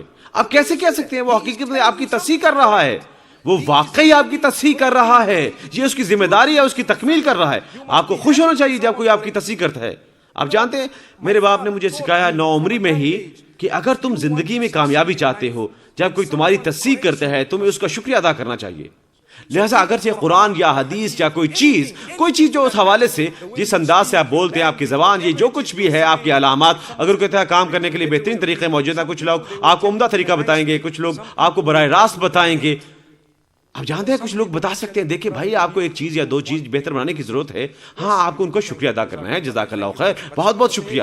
لیکن وہ کہتا ہے تم کون بھائی, وہ ان کا طریقہ ہے, یہ ان کا طریقہ ہے, آپ میں سے انہیں نہیں سنتے. اور یہی وجہ ہے ہمیں کبھی کبھار ہمیں جاننے کی ضرورت ہوتی ہے کہ نوجوان بھی نصیحت کر سکتا ہے, اگر یہ درست ہے اسے قبول کریں اگرچہ وہ آپ سے چھٹائی کیوں نہ ہو. آئیے میں آپ کو ایک مثال پیش کرتا ہوں. ابراہیم علیہ السلام ایک لڑکے تھے, اپنے والد کو بتاتے ہیں یا ابت انی قد جاءنی من العلم ما لم یأتک فاتبعنی اہدک صراطا سویا. اے میرے والد, میرے پاس علم آیا ہے بطور ایک نوجوان لڑکا جو آپ کے پاس نہیں آیا, لہٰذا میری پیروی کریں, میں آپ کی رہنمائی کروں گا. اگر ان کے باپ نے پیروی کی ہوتی اسے درست رہنمائی میسر آتی. سبحان اللہ. لہٰذا کبھی کبھار یہ کسی ایسے سے آ سکتا ہے جو نوعمر ہے, لہٰذا ہمیں اسے جاننے کی ضرورت ہے. وَإِذَا مَرُّوا بِاللَّغْوِ مَرُّوا كِرَامًا وَالَّذِينَ إِذَا ذُكِّرُوا بِآيَاتِ رَبِّهِمْ لَمْ يَخِرُّوا عَلَيْهَا صُمًّا وَعُمْيَانًا. اور اس آیت کا یہ مطلب بھی ہے کہ دنیا میں جب وہ مقامات سے گزرتا ہے جہاں اللہ نے دیگر لوگوں کو سزا دی ہوتی ہے، ہم ایک سبق سیکھتے ہیں۔ اللہ ہمیں سانحے سے محفوظ رکھے، اللہ ہمیں قدرتی آفات سے محفوظ رکھے، لیکن کبھی کبھار آپ اس قدرتی آفات کے حامل ہوتے ہیں جو آپ کے ساتھ رونما ہوتی ہے اور آپ ان سے سبق نہیں سیکھتے۔ کبھی کبھار ہم نہیں سیکھ سکتے۔ آپ لوگوں کے ساتھ مختلف چیزیں ہوتے ہوئے دیکھتے ہیں۔ آپ جانتے ہیں اللہ سبحانہ وتعالیٰ عاد اور سمود کی بات کرتا ہے قرآن میں۔ اللہ فرماتا ہے وعادا وثمود وقد تبين لكم من مساكنهم، اللہ فرماتے ہیں آج سمود پر غور کرو، ان کے مکانات اور مسکن موجود ہیں۔ مکانات اور مسکن تم نے دیکھے ہیں، تم نے سمود کے، اور تم ان پر غور کر سکتے ہو۔ غور کرو کیسے تباہ و برباد ہوئے۔ اللہ سبحانہ وتعالیٰ فرماتا ہے فكلا اخذنا بذنبه، وہ تمام امتیں ہم نے انہیں ان کے گناہوں کی سزا دی۔ ہم نے انہیں کس قدر مہلت دی، اور مہلت ختم ہونے کے بعد ہم نے انہیں تباہ کر دیا۔ اللہ ہمیں محفوظ رکھے۔ ہم خوش قسمت ہیں، ہمارے پاس وہ مہلت موجود ہے، ہم سانس لے رہے ہیں، ہم یہاں سننے کے لیے بیٹھے ہیں۔ میں جانتا ہوں آج شام ہر کوئی یہاں سننے کے لیے آئے۔ تصور کیا ہے؟ کچھ اچھائی حاصل کی جائے اور روحانیت۔ ہم اچھا احساس لے کر گھر جانا چاہتے ہیں، ہم مسلمان محسوس کرتے ہوئے گھر جانا چاہتے ہیں، ہم اپنے دین پر فخر کرتے ہوئے گھر جانا چاہتے ہیں۔ لہٰذا آپ یہاں ہیں، اللہ سبحانہ وتعالیٰ ہمیں ان میں سے بنائے جو نیک ہیں۔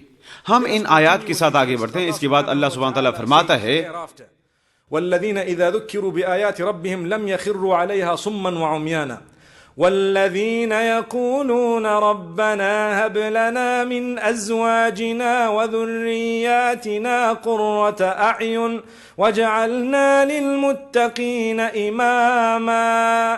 آخری خصوصیت جو یہاں بیان کی گئی ہے، ایک شخص جو اپنے اہل خانہ کے لیے متفکر ہے، اپنے بچوں کے لیے، اپنے جیون ساتھی کے لیے، وہ جو حقیقی ایمان والا ہے وہ اللہ سے دعا مانگے گا کہتے ہوئے اے میرے رب مجھے بیوی اور اولاد عطا فرما اور کنبہ جو میری آنکھوں کی ٹھنڈک ہو۔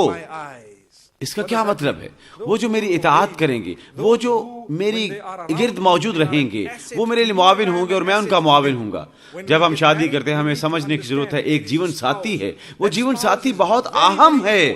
میں آپ کو بتاتا ہوں نوجوان اکثر اوقات رات گئے تک بیٹھے رہتے ہیں ہنسی مذاق کرتے ہوئے، اور کبھی کبھار آپ جانتے ہیں کچھ بھی نہ کرتے ہوئے، بہت اہم گیم کھیلتے ہوئے۔ جب آپ شادی کرتے ہیں وہ ختم ہو جانا چاہیے۔ کوئی آپ کی زندگی میں موجود ہے اس سے بڑھ کر اہم ہے، لہٰذا اسے ختم ہونا چاہیے۔ اگر ہم ختم نہیں کرتے، ملوث رہتے ہیں انہی عادات میں جن کے ہم عادی تھے اپنی شادی سے قبل، وہ شادی کیسے کامیاب ہوگی؟ لہذا ہمیں احساس کرنا چاہیے جب آپ شادی شدہ ہیں، آپ کے دوست اور دیگر لوگ جن کے ساتھ آپ بہت زیادہ وقت گزارتے تھے، اسے تبدیل ہونا چاہیے۔ اب آپ کو وقت گزارنا چاہیے اپنے بیوی اور بچوں کے ساتھ۔ یہ ایک ذمہ داری ہے اور یہ دعا ہے جس کا تذکرہ قرآن میں موجود ہے۔ وہ لوگ جو حقیقی ایمان والے ہیں وہ اللہ سبحانہ وتعالیٰ سے مسلسل دعا مانگتے ہیں، اے میرے رب ہمیں اچھائی عطا فرما ہماری بیویوں اور اولاد کی طرف سے جو ہماری آنکھوں کی ٹھنڈک ہوں گے، اور ہمیں پرہیزگاروں کا امام بنا دے۔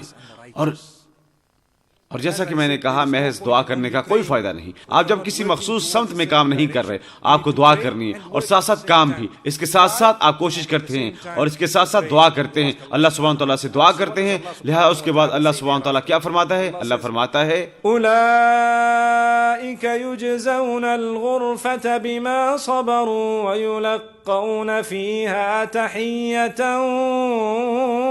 وسلاما۔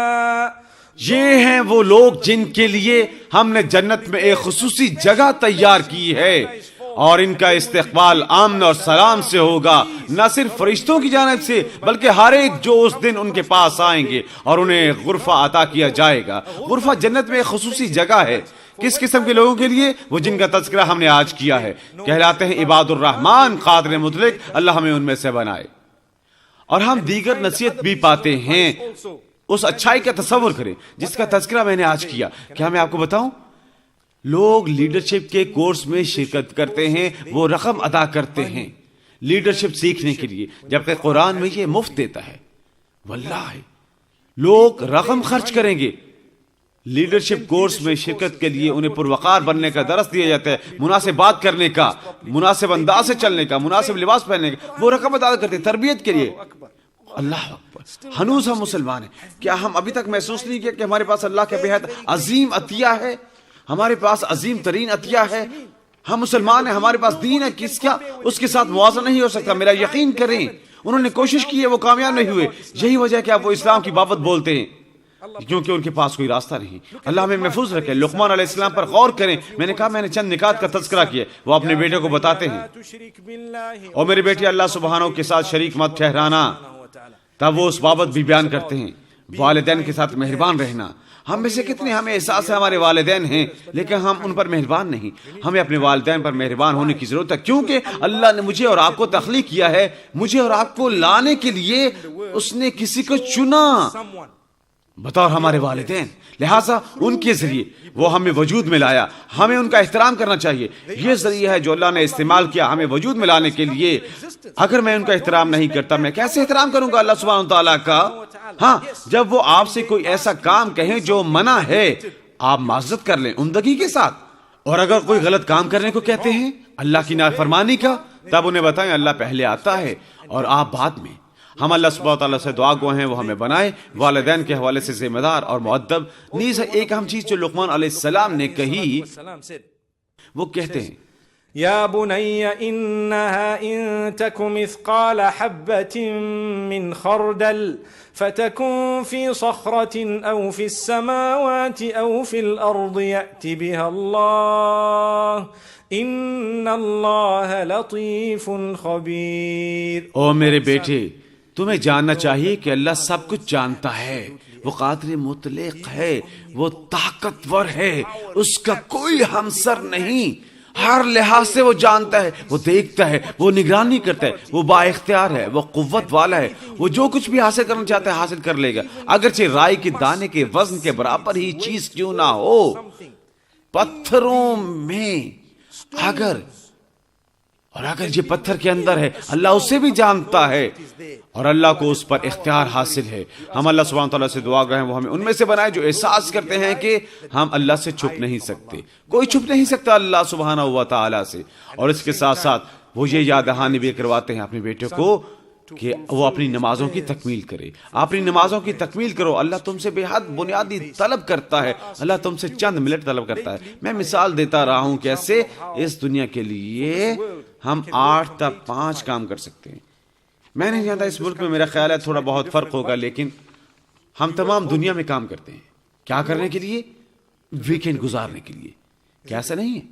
کتنے دن موجود ہیں؟ 1.5 دن، 1 ویکینڈ، نصف دن اور 1 پورا دن. لہٰذا ہم ہفتہ بھر کام کرتے ہیں 1.5 دن آرام کرنے کے لیے. لہٰذا تمام رقم جو ہم کماتے ہیں رہنے کے لیے زندہ 1.5 دن ہر ہفتے اپنی ساری زندگی.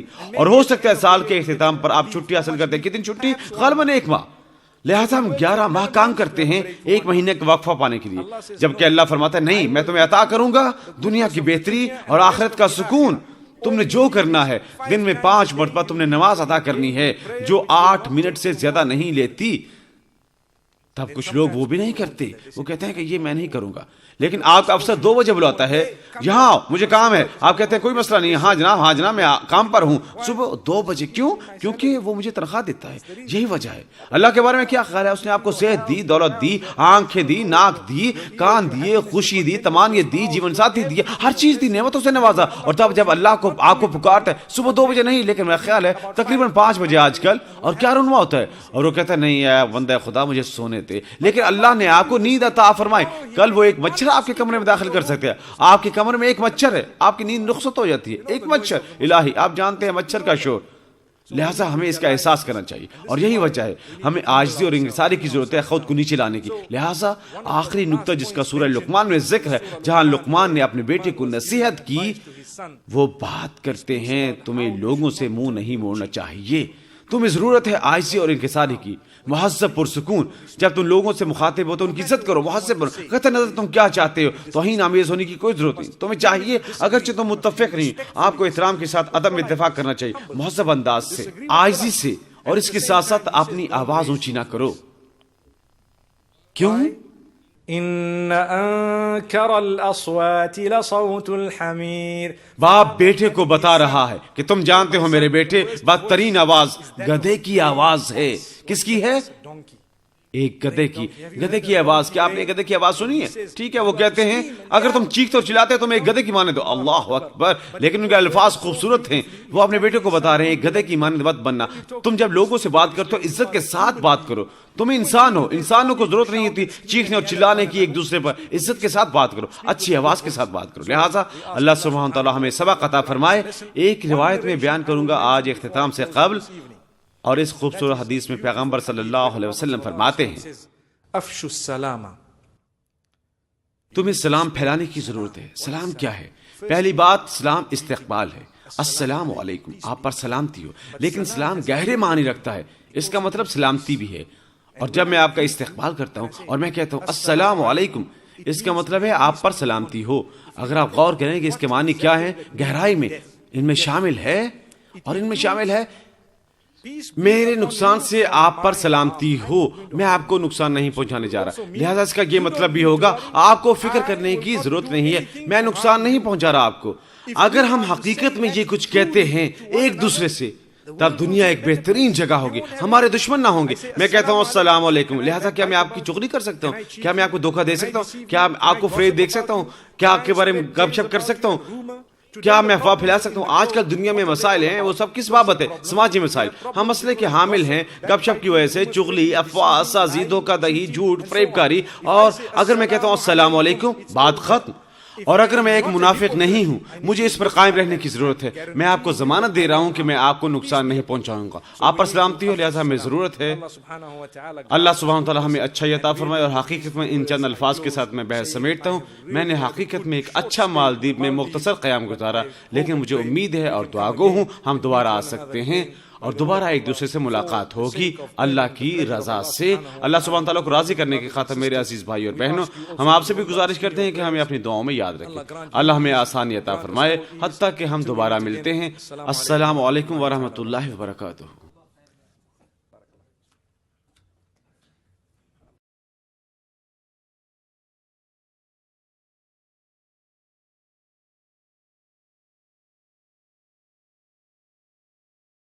بسم اللہ الرحمن الرحیم. پہلا سوال جو پوچھا گیا ہے، کیا خدا نے تمام پیغمبران بھیجے جن کا تذکرہ قرآن میں کیا گیا ہے جزیرہ نما عرب سے یا عرب کے جزیرے میں؟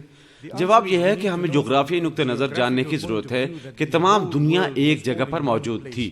اگر آپ نے گونڈوانا لینڈ کی بابت پڑھا تھا اور آپ محسوس کریں گے کہ زلزلے سبب بنے ان مختلف ممالک کی تشکیل کے اور وغیرہ وغیرہ. لہٰذا ہم کہیں گے یہ ضروری نہیں کہ حقیقت میں وہ تمام جزیرہ نما عرب سے ہوں، بلکہ اللہ نے انہیں بھیجا جہاں بھی اس کی رضا تھی. نہیں، کئی ایسے ہیں جن کا تذکرہ قرآن میں موجود نہیں ہے جو بھیجے گئے تھے، اور اللہ قرآن میں فرماتا ہے کہ وَإِن مِّنْ أُمَّةٍ إِلَّا خَلَا فِيهَا نَذِيرٌ. ہر قوم کے لیے خبردار کرنے والا بھیجا گیا ہے. ہم نے لوگ بھیجے تمام اقوام کے پاس اور وغیرہ وغیرہ. لہٰذا ہاں شاید ایسا لگتا ہے کہ وہ ایک علاقے سے ہوں گے، لیکن ضروری نہیں کہ تمام جزیرہ نما عرب سے ہوں. واللہ عالم.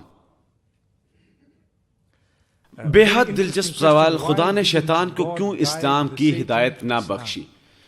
یہ سوال بے حد دلچسپ ہے اور یہ مجھ پر ظاہر کرتا ہے اس شخص کا ذہنی رجحان جو سوال پوچھ رہا ہے کہ وہ لوگوں کو ہدایت یافتہ دیکھنے کے متمنی ہیں. لہٰذا یہ ایک اچھی علامت ہے. یہ ایک اچھی علامت ہے کیونکہ کسی کے لیے یہ اس قدر اچھی ہے جس قدر میرے لیے. آج اسلام کے ایک بڑے دشمن کا نام لیتے ہوئے اور میں کہتا ہوں اللہ نے اسے اسلام کی ہدایت کیوں نہ کی فرمائی.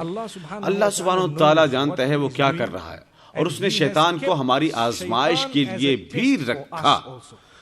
لہٰذا اللہ جانتا ہے اس نے شیطان بطور ایک آزمائش رکھا، اور اس کے ساتھ ساتھ شیطان اپنے کاموں کا خود ذمہ دار ہے. کچھ چیزیں ہماری سمجھ میں آئیں گی، کچھ چیزیں ہم سمجھ نہیں سکتے. اسلام، یہودیت اور عیسائیت، ہمارا شیطان کے متعلق ایک سا عقیدہ ہے، اور ہم اس حقیقت سے اتفاق کرتے ہیں کہ وہ گنہگار تھا قادر مطلق کی ہدایت نہ ماننے کا بنیادی طور پر. اور اس لیے ہمیں یہ سمجھنا چاہیے کہ کبھی کبھار قادر مطلق جسے چاہتا ہے ہدایت دیتا ہے اور جسے چاہتا ہے نہیں دیتا. وہ کام کرتا ہے اس انداز سے کہ ہم شاید اس کی گہرائی نہ جان سکیں. ہم تھوڑا بہت سمجھ سکتے ہیں، لیکن ہم یہی جان سکے یہ اللہ کی جانب سے ایک آزمائش ہے اس کی، اور یہی وجہ ہے کہ اگر آپ قرآن کی تلاوت کرتے ہیں کچھ مقامات پر اللہ سبحانہ تعالیٰ ذکر کرتا ہے اس گفتگو کا جو اس نے فرمائی ابلیس کے ساتھ، اور اللہ فرماتا ہے جب اس نے انسان کو تخلیق کیا اس نے ابلیس کو سجدہ کرنے کے لیے کہا، اس نے انکار کیا، جب اس نے انکار کیا اللہ نے اسے خبردار کیا، اس نے دھمکی دی، اس نے مہلت مانگی، جب اللہ نے اسے مہلت دی اس نے کہا میں تمہیں ثابت کروں گا کہ میں اس انسان سے بہتر ہوں، وہ میری پوجا کریں گے یا وہ ایک دوسرے کی پوجا کریں گے لیکن وہ تیری پوجا نہیں کریں گے، لہذا اللہ نے فرمایا ٹھیک ہے میں تمہاری آزمائش کروں گا، ہم دیکھتے ہیں۔ لہذا اس لیے ہمارے ساتھ زندگی میں ہماری کلی جدوجہد محض اللہ کی عبادت ہے، ہم ایک دوسرے کی پوجا نہیں کرتے، اور ہم عبادت نہیں کرتے اللہ کے علاوہ کسی چیز کی، ہم شیطان کی پوجا نہیں کریں گے، لہذا ہم اللہ سبحانہ وتعالیٰ سے دعا گوئیں کہ وہ ہمیں اچھائی عطا کرے۔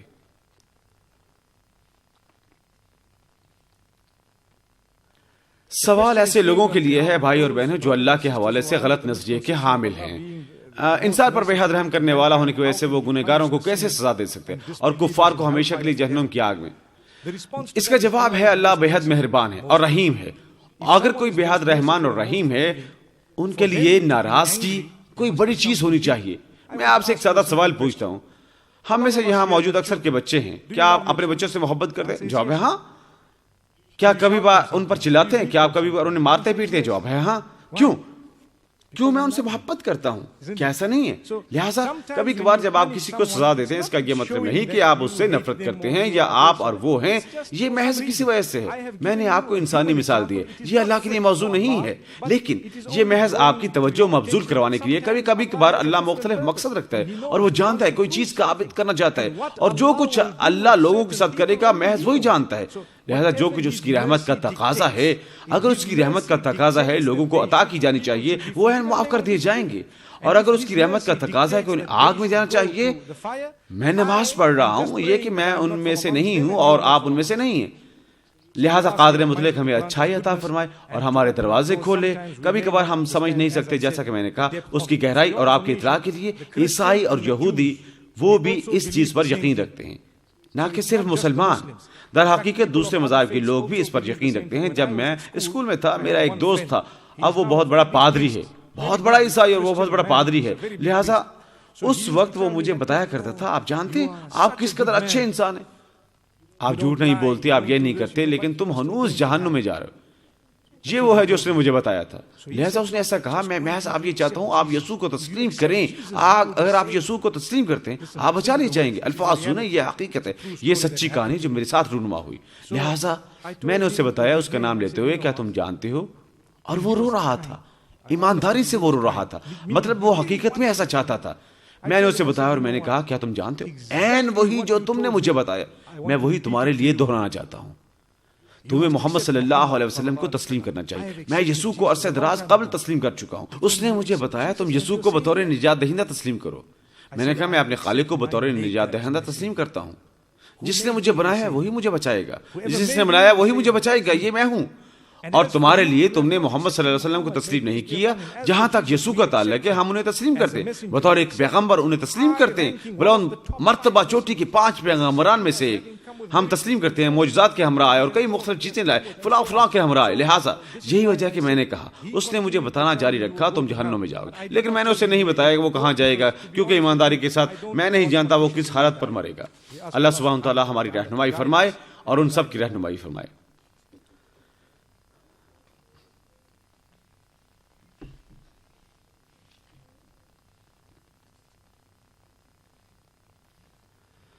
بہت سے سوالات موجود ہیں اور میرا خیال ہے ہم ان سب کو نہیں لے سکیں گے، لہٰذا ہم کچھ سوالات لیں گے انشاءاللہ۔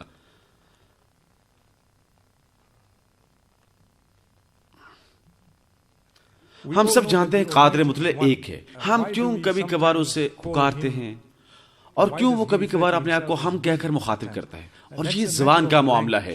کبھی کبھار احترام کے حوالے سے ہم ایک شخص کے حوالے کے لیے جمع کا صیغہ استعمال کرتے ہیں، اور میرا خیال ہے یہ کئی زبانوں میں ہوتا ہے، ہو سکتا ہے آپ کی زبان میں بھی جب آپ ایک شخص سے بات کر رہے ہوتے ہیں جو بلند مرتبہ ہے، ہو سکتا ہے آپ جمع کا صیغہ استعمال کرتے ہیں۔ کیا میں ٹھیک کہہ رہا ہوں؟ آپ کبھی کبھار جمع کا صیغہ استعمال کر سکتے ہیں، تم کہنے کی بجائے انگریزی زبان آداب سے محروم ہے، ایمانداری کے ساتھ۔ میرا خیال ہے یہ اعلیٰ درجے کے آداب کی حامل نہیں ہے، کیونکہ حتیٰ کہ عربی میں بھی آپ کہہ سکتے ہیں، لہٰذا آپ جب بات کر رہے ہوتے ہیں کسی سے، آپ جانتے ہیں آپ کیسے ہیں، آپ جانتے ہیں، تصور کریں وہ ایک بڑا آدمی ہے اور آپ کہیں گے، آپ جانتے ہیں بجائے اس کے کہ آپ کہیں، لیکن اس کا مطلب ہے آپ ایک شخص ہو، اس سے مراد بڑا نہیں ہے لیکن وہ ایک آدمی ہے، لہٰذا یہ بطور شاہی جانا جاتا ہے. ہم انگریزی زبان میں شاہی، ہم جب ملکہ بات کرتی ہے وہ کہتے ہیں ہم نے یہ کیا، ہم نے وہ کیا. اور جب اللہ سبحانہ تعالیٰ بات فرماتا ہے وہ فرماتا ہے کئی مقامات پر، اور یہ وہ ہے. میں دیکھ رہا تھا، میں سعودی عربیہ میں ایک لائبریری میں تھا چند ہفتے قبل، اور میں کچھ خطوط دیکھ رہا تھا یا بادشاہوں کی تحریر کرتا. وہ سب تحریر کرتے ہیں ناہنو، اور نام ناہنو عبداللہ ابن الخولان اس مانند، وہ ہم تحریر کرتے ہیں لیکن یہ حقیقت میں ہے میں. لہٰذا یہ زبان کا معاملہ ہے، یہ نہیں ہے. آپ جانتے ہیں کچھ عیسائی ہمیں بتانے کی کوشش کرتے ہیں جو تثلیث کو باطل کرتا ہے. نہیں، یہ نہیں، اللہ ہمیں محفوظ رکھے. ٹھیک ہے بھائی، ہم تمام سماعت کرنے والے آپ کا تہ دل سے شکریہ ادا کرتے ہیں، آپ کے اچھے الفاظ کے لیے اور بہت سی یاد دہانی کے لیے کہ ایک مناسب مسلمان کیسے بنا جائے. لیکن میں یہاں بہت زیادہ تاخیر نہیں کرنا چاہتا اور ہم حقیقت میں آپ کا شکریہ ادا کرتے ہیں. جزاک اللہ خیرن، بہت شکریہ اس کے لیے. اور میرے خیال میں یہ 3 حصوں میں منقسم تھا. اول، ہم یقیناً تمام پیغمبران پر ایمان لاتے ہیں اور ہم احترام کرتے ہیں ہر ایک کا، تمام پیغمبران، اور حتیٰ کہ آپ جانتے ہیں وہ محمد صلی اللہ علیہ وسلم اسماعیل کے خاندان سے ہیں، اور حتیٰ کہ وہ جو اسحاق کے خاندان سے ہیں. ہم پیغمبران کا احترام کرتے ہیں. ہم ہنوز یقین رکھتے ہیں کہ جو کوئی موسیٰ کے زمانے میں موجود تھا وہ موسیٰ علیہ السلام کا پیرو تصور کیا جاتا تھا، حتیٰ کہ اگلا پیغمبر تشریف لے آتا ہے. جب اگلا پیغمبر تشریف لاتا تب ہمیں اگلے پیغمبر کی پیروی کرنی ہوتی. ان کو درس دیا جاتا کہ اگلا پیغمبر آنے والا ہے، لہذا تمہیں ان کی پیروی کرنی ہے. لہذا وہ جو نہیں کرتے، مثال کے طور پر جب یسوع علیہ السلام تشریف لائے، وہ جنہوں نے انہیں تسلیم کیا اب وہ عیسائی کہلاتے، اور جنہوں نے نہیں کیا وہ یہودی ہے. لیکن کس نے انہیں تسلیم کیا؟ یہودیوں کی بڑی تعداد نے. عیسیٰ علیہ السلام یہودیوں کی جانب بھیجے گئے، اولاد اسرائیل کی جانب، یعنی یعقوب کے بچوں کی جانب علیہ الصلوۃ والسلام. اور آپ کی اطلاع کے لیے لفظ اسرائیل یہ یعقوب علیہ السلام کے نام کے ساتھ آیا، جو ایک دوسرا نام تھا جو قرآن میں استعمال کیا گیا کئی مقامات پر. لہٰذا ہم ان کا احترام کرتے ہیں لیکن ہم یقین رکھتے ہیں کہ انہیں اگلے پیغمبر کی جانب بڑھنا تھا. اگر وہ ایسا نہ کرتے، ہمیں یقین ہے اور ہمیں یقین رکھنے کی اجازت ہے کہ وہ غلط تھے، اور اگر وہ یقین رکھتے ہیں کہ وہ درست تھے، انہیں یقین رکھنے کی آزادی ہے کہ وہ درست تھے اور وہ اپنے طریقے پر جاری رہ سکتے ہیں، جیسا کہ ہم نے کل کہا تھا، تمہارے لیے تمہارا دین، ہمارے لیے ہمارا دین. تب جب محمد صلی اللہ علیہ وسلم کو بھیجا گیا، جب وہ بھیجے گئے ایک فرق موجود تھا، وہ تمام بنی نوع انسانوں کے لیے بھیجے گئے. اور اسے زیر بحث لاتے ہوئے جس کا آپ نے تذکرہ کیا، انتہائی آغاز سے وہ رحمت کی خصوصیت کے حامل تھے اور وغیرہ، کیونکہ ہم جانتے تھے وہ اس قدر برداشت کرنے والے تھے، حتیٰ کہ طائف کے لوگوں نے جب انہیں مارا پیٹا انہوں نے محض دعا فرمائی اور انہوں نے ان کی اولاد کے لیے دعا فرمائی، اور وہ خصوصیت کے حامل تھے، حتیٰ کہ حقیقت کے وہ بدلہ لینے گئے اور اس کا دعویٰ کرنے لگے جو کہہ چکے تھے. یہ بھی رحمت کا حصہ ہے. جو کہ آپ کے گھر میں چوری کرتا ہے، کیا اس کا مطلب آپ محض اسے جانے دیں گے؟ میں رحم کرنے والا ہوں. اگر وہ معاملہ ایسا ہو، یہ نہیں ہوگا، آپ ایک مظلوم شخص ہوگے. آپ جانتے ہیں، آئیے میں جلدی سے ایک دوسری مثال پیش کرتا ہوں. اس پر میرے 2 منٹ صرف ہو سکتے ہیں لیکن میرا خیال ہے یہ حسب حال ہے، لوگ اس مثال سے لطف اندوز ہوں گے. لوگ کہتے ہیں کہ ایک نوجوان لڑکے کو بتایا گیا کہ اس معاشرے میں 3 متقی لوگ ہیں، لہٰذا وہ اس قدر متقی ہیں، وہ محض اللہ کا ذکر کرتے ہیں اور اس قدر جذب کے عالم میں ہوتے ہیں کہ ان کو خبر ہی نہیں ہوتی کہ آپ ان کے ساتھ کیا کرتے، اور وہ رحم دلی سے بھرپور ہے. لہٰذا نوجوان لڑکے نے کہا میں اس کی آزمائش کروں گا. لہٰذا وہ گیا اور اس نے پہلے شخص کو سلام کیا، بھائی جانا بیٹھے ہوئے، اس نے کہا السلام علیکم. وہ شخص وہ اس قدر مصروف تھا اس نے نہ سنا. لہٰذا اس نوجوان لڑکے نے 2 یا 3 مرتبہ سلام کیا، تب اس نے اس شخص کو ایک تھپڑ لگایا. تب بھی متقی شخص نے خبر نہ لی. آپ جانتے ہیں اس نے اس کے رخسار پر تھپڑ لگایا تھا لیکن اس نے کسی چیز کی خبر نہ لی، اس نے اپنے کام جاری رکھا. لہٰذا لڑکا قائل ہو گیا کہ یہ لوگ رحم سے بھرپور ہیں، نمبر 1، اور وہ ہے متقی اور اللہ کے قریب. اور دیکھو میں نے اسے مارا پیٹا اور اس نے کوئی خبر ہی نہیں لی. لہٰذا اسے کسی نے بتایا کہ جو اس سے اگلا ہے وہ زیادہ رحم اور متقی ہے. لہٰذا وہ اس قدر خوش تھا، اس نے کہا السلام علیکم، اور وہ شخص بہت مصروف تھا اور اس نے اس کی توجہ مرکوز کروانے کی کوشش کی، اور تھوڑی دیر بعد اس نے اس کی توجہ مرکوز کروانے کی کوشش کی اور تھپڑ مارا اس کو بھی. اس نے اوپر دیکھا، کہا بیٹا تمہارا ہاتھ کیسے ہے، کیا چوٹ تو نہیں آئی؟ لہٰذا وہ کہتے ہیں واہ یہ شخص ولی ہے، آپ جانتے ہیں وہ درویش ہے، اسے دیکھو میں نے اسے تھپڑ لگایا، اسے میری فکر ہے اپنی نہیں. لہٰذا کسی نے اسے کہا دیکھو وہ آخری والا بڑا تر درویش ہے، جاؤ اسے دیکھو. اس نے کہا ٹھیک ہے مجھے جانا ہے. لہٰذا وہ کچھ جو تھوڑی دیر بعد اس نے آخری شخص کو ایک تھپڑ لگایا. وہ شخص اٹھا اور اس نے اسے 2 تھپڑ لگائے. لہٰذا اس لڑکے کو دھچکا لگا. اس نے کہا ہے آپ کیوں مجھے تھپڑ مار رہے ہیں؟ اس نے کہا کسی کو تمہیں روکنے کی ضرورت ہے. یہ رحم کا حصہ ہے. اگر تم اس مانند تم تھپڑ لگاتے رہو گے ساری دنیا کو. لہذا یاد رکھیں کبھی کبھار محمد صلی اللہ علیہ وسلم ظاہر ہے یہ ایک مثال ہے، لیکن میں ایک نقطہ اٹھانے کی کوشش کر رہا ہوں کہ اس کا یہ مطلب نہیں ہے کہ کوئی رحم کرنے والا نہیں، کیونکہ انہوں نے کسی کی سرزنش کی ہے یا اس چیز کا دعویٰ کیا ہے جو ان کی تھی. لہٰذا ہمیں جو جاننے کی ضرورت ہے، جب وہ مکہ واپس تشریف لائے صلی اللہ علیہ وسلم، ان کے پاس اختیار تھا، اور پہلا کام جو انہوں نے اس اختیار کے ساتھ کیا وہ بتوں کو پاش کرنا تھا، اور انہوں نے دین کو سربلند فرمایا. اور تاکہ وہ لوگ جو دین قبول نہ کر رہے تھے اس وقت انہوں نے اعلان فرمایا اگر تم اپنے ہتھیار نیچے رکھ دیتے ہو تمہارے ساتھ جنگ نہیں کریں گے. اور کعبہ کی چابی کی عظیم داستان، جبکہ کچھ صحابہ کرام انہوں نے چابی لے لی تھی اور نبی کریم صلی اللہ علیہ وسلم نے ہدایت فرمائی چابی اس کو واپس کر دو جس کے پاس یہ پہلے تھی. اس کے نتیجے میں تمام کنبے نے اسلام قبول کر لیا اور انہوں نے انہیں پیغمبر تسلیم کیا ان کی اچھائی دیکھنے کے بعد. اور پیغمبر صلی اللہ علیہ وسلم تھے بے حد وسیع القلب. شروع کے اطلاع کی بابت سوال کا جہاں تک تعلق ہے، ایمانداری کے ساتھ کہتے ہوئے شرع، ہم بطور مسلمان یقین رکھتے ہیں کہ بنی نوع انسان کے مسائل کا حل شرع کے اطلاق میں پنہاں ہے. خط ایک فل سٹاپ کے ساتھ وہاں رک جاتے ہیں. کیا اس کا اطلاق کیا جا رہا ہے یا نہیں، اصل بنیاد کیا ہے. لیکن اگر آپ حل دریافت کرنا چاہتے ہیں مسائل کے، آپ جانتے ہیں ہم جس قدر ان مختلف قوانین میں پڑھتے ہیں اسی قدر زیادہ مسائل کے حامل بنتے ہیں. زیادہ طلاقیں، زیادہ ڈاکے، زیادہ قتل آج کل کسی اور جگہ کے مقابلے میں. اور آپ کی اطلاع کے لیے وہ ممالک جو جدیدیت اور جمہوریت کے جو امجد ہونے کے دعوے دار ہیں ان میں زیادہ ہے جرائم کی شرح کسی بھی ملک کے مقابلے میں. یہ ایک نشانی ہے، سبحان اللہ. لہٰذا جیسا کہ ہم کہتے ہیں تمہارا اپنا راستہ ہے، تم اس کا انتخاب کرنا چاہتے ہو انتخاب کرو. ہمارا اپنا راستہ ہے جو ہمیں یقین درست حل ہے، یہ حل ہے. لہٰذا ہم اللہ سبحانہ تعالیٰ سے دعا گو ہیں کہ وہ ہمیں گہری سمجھ بوجھ عطا فرمائے، کیونکہ ہم لوگوں پر چیزیں نافذ نہیں کرنا چاہتے اور نہیں چاہتے کہ وہ یہ ہم پر نافذ کریں، اور یہ اسلام کی پالیسی ہے. میرا خیال ہے اس کے ساتھ ہم اختتام کی جانب بڑھ سکتے ہیں وقت کی پابندی کے پیش نظر. اور اگر آپ ہمیں معاف کر سکتے ہیں ایک مرتبہ پھر شکریہ.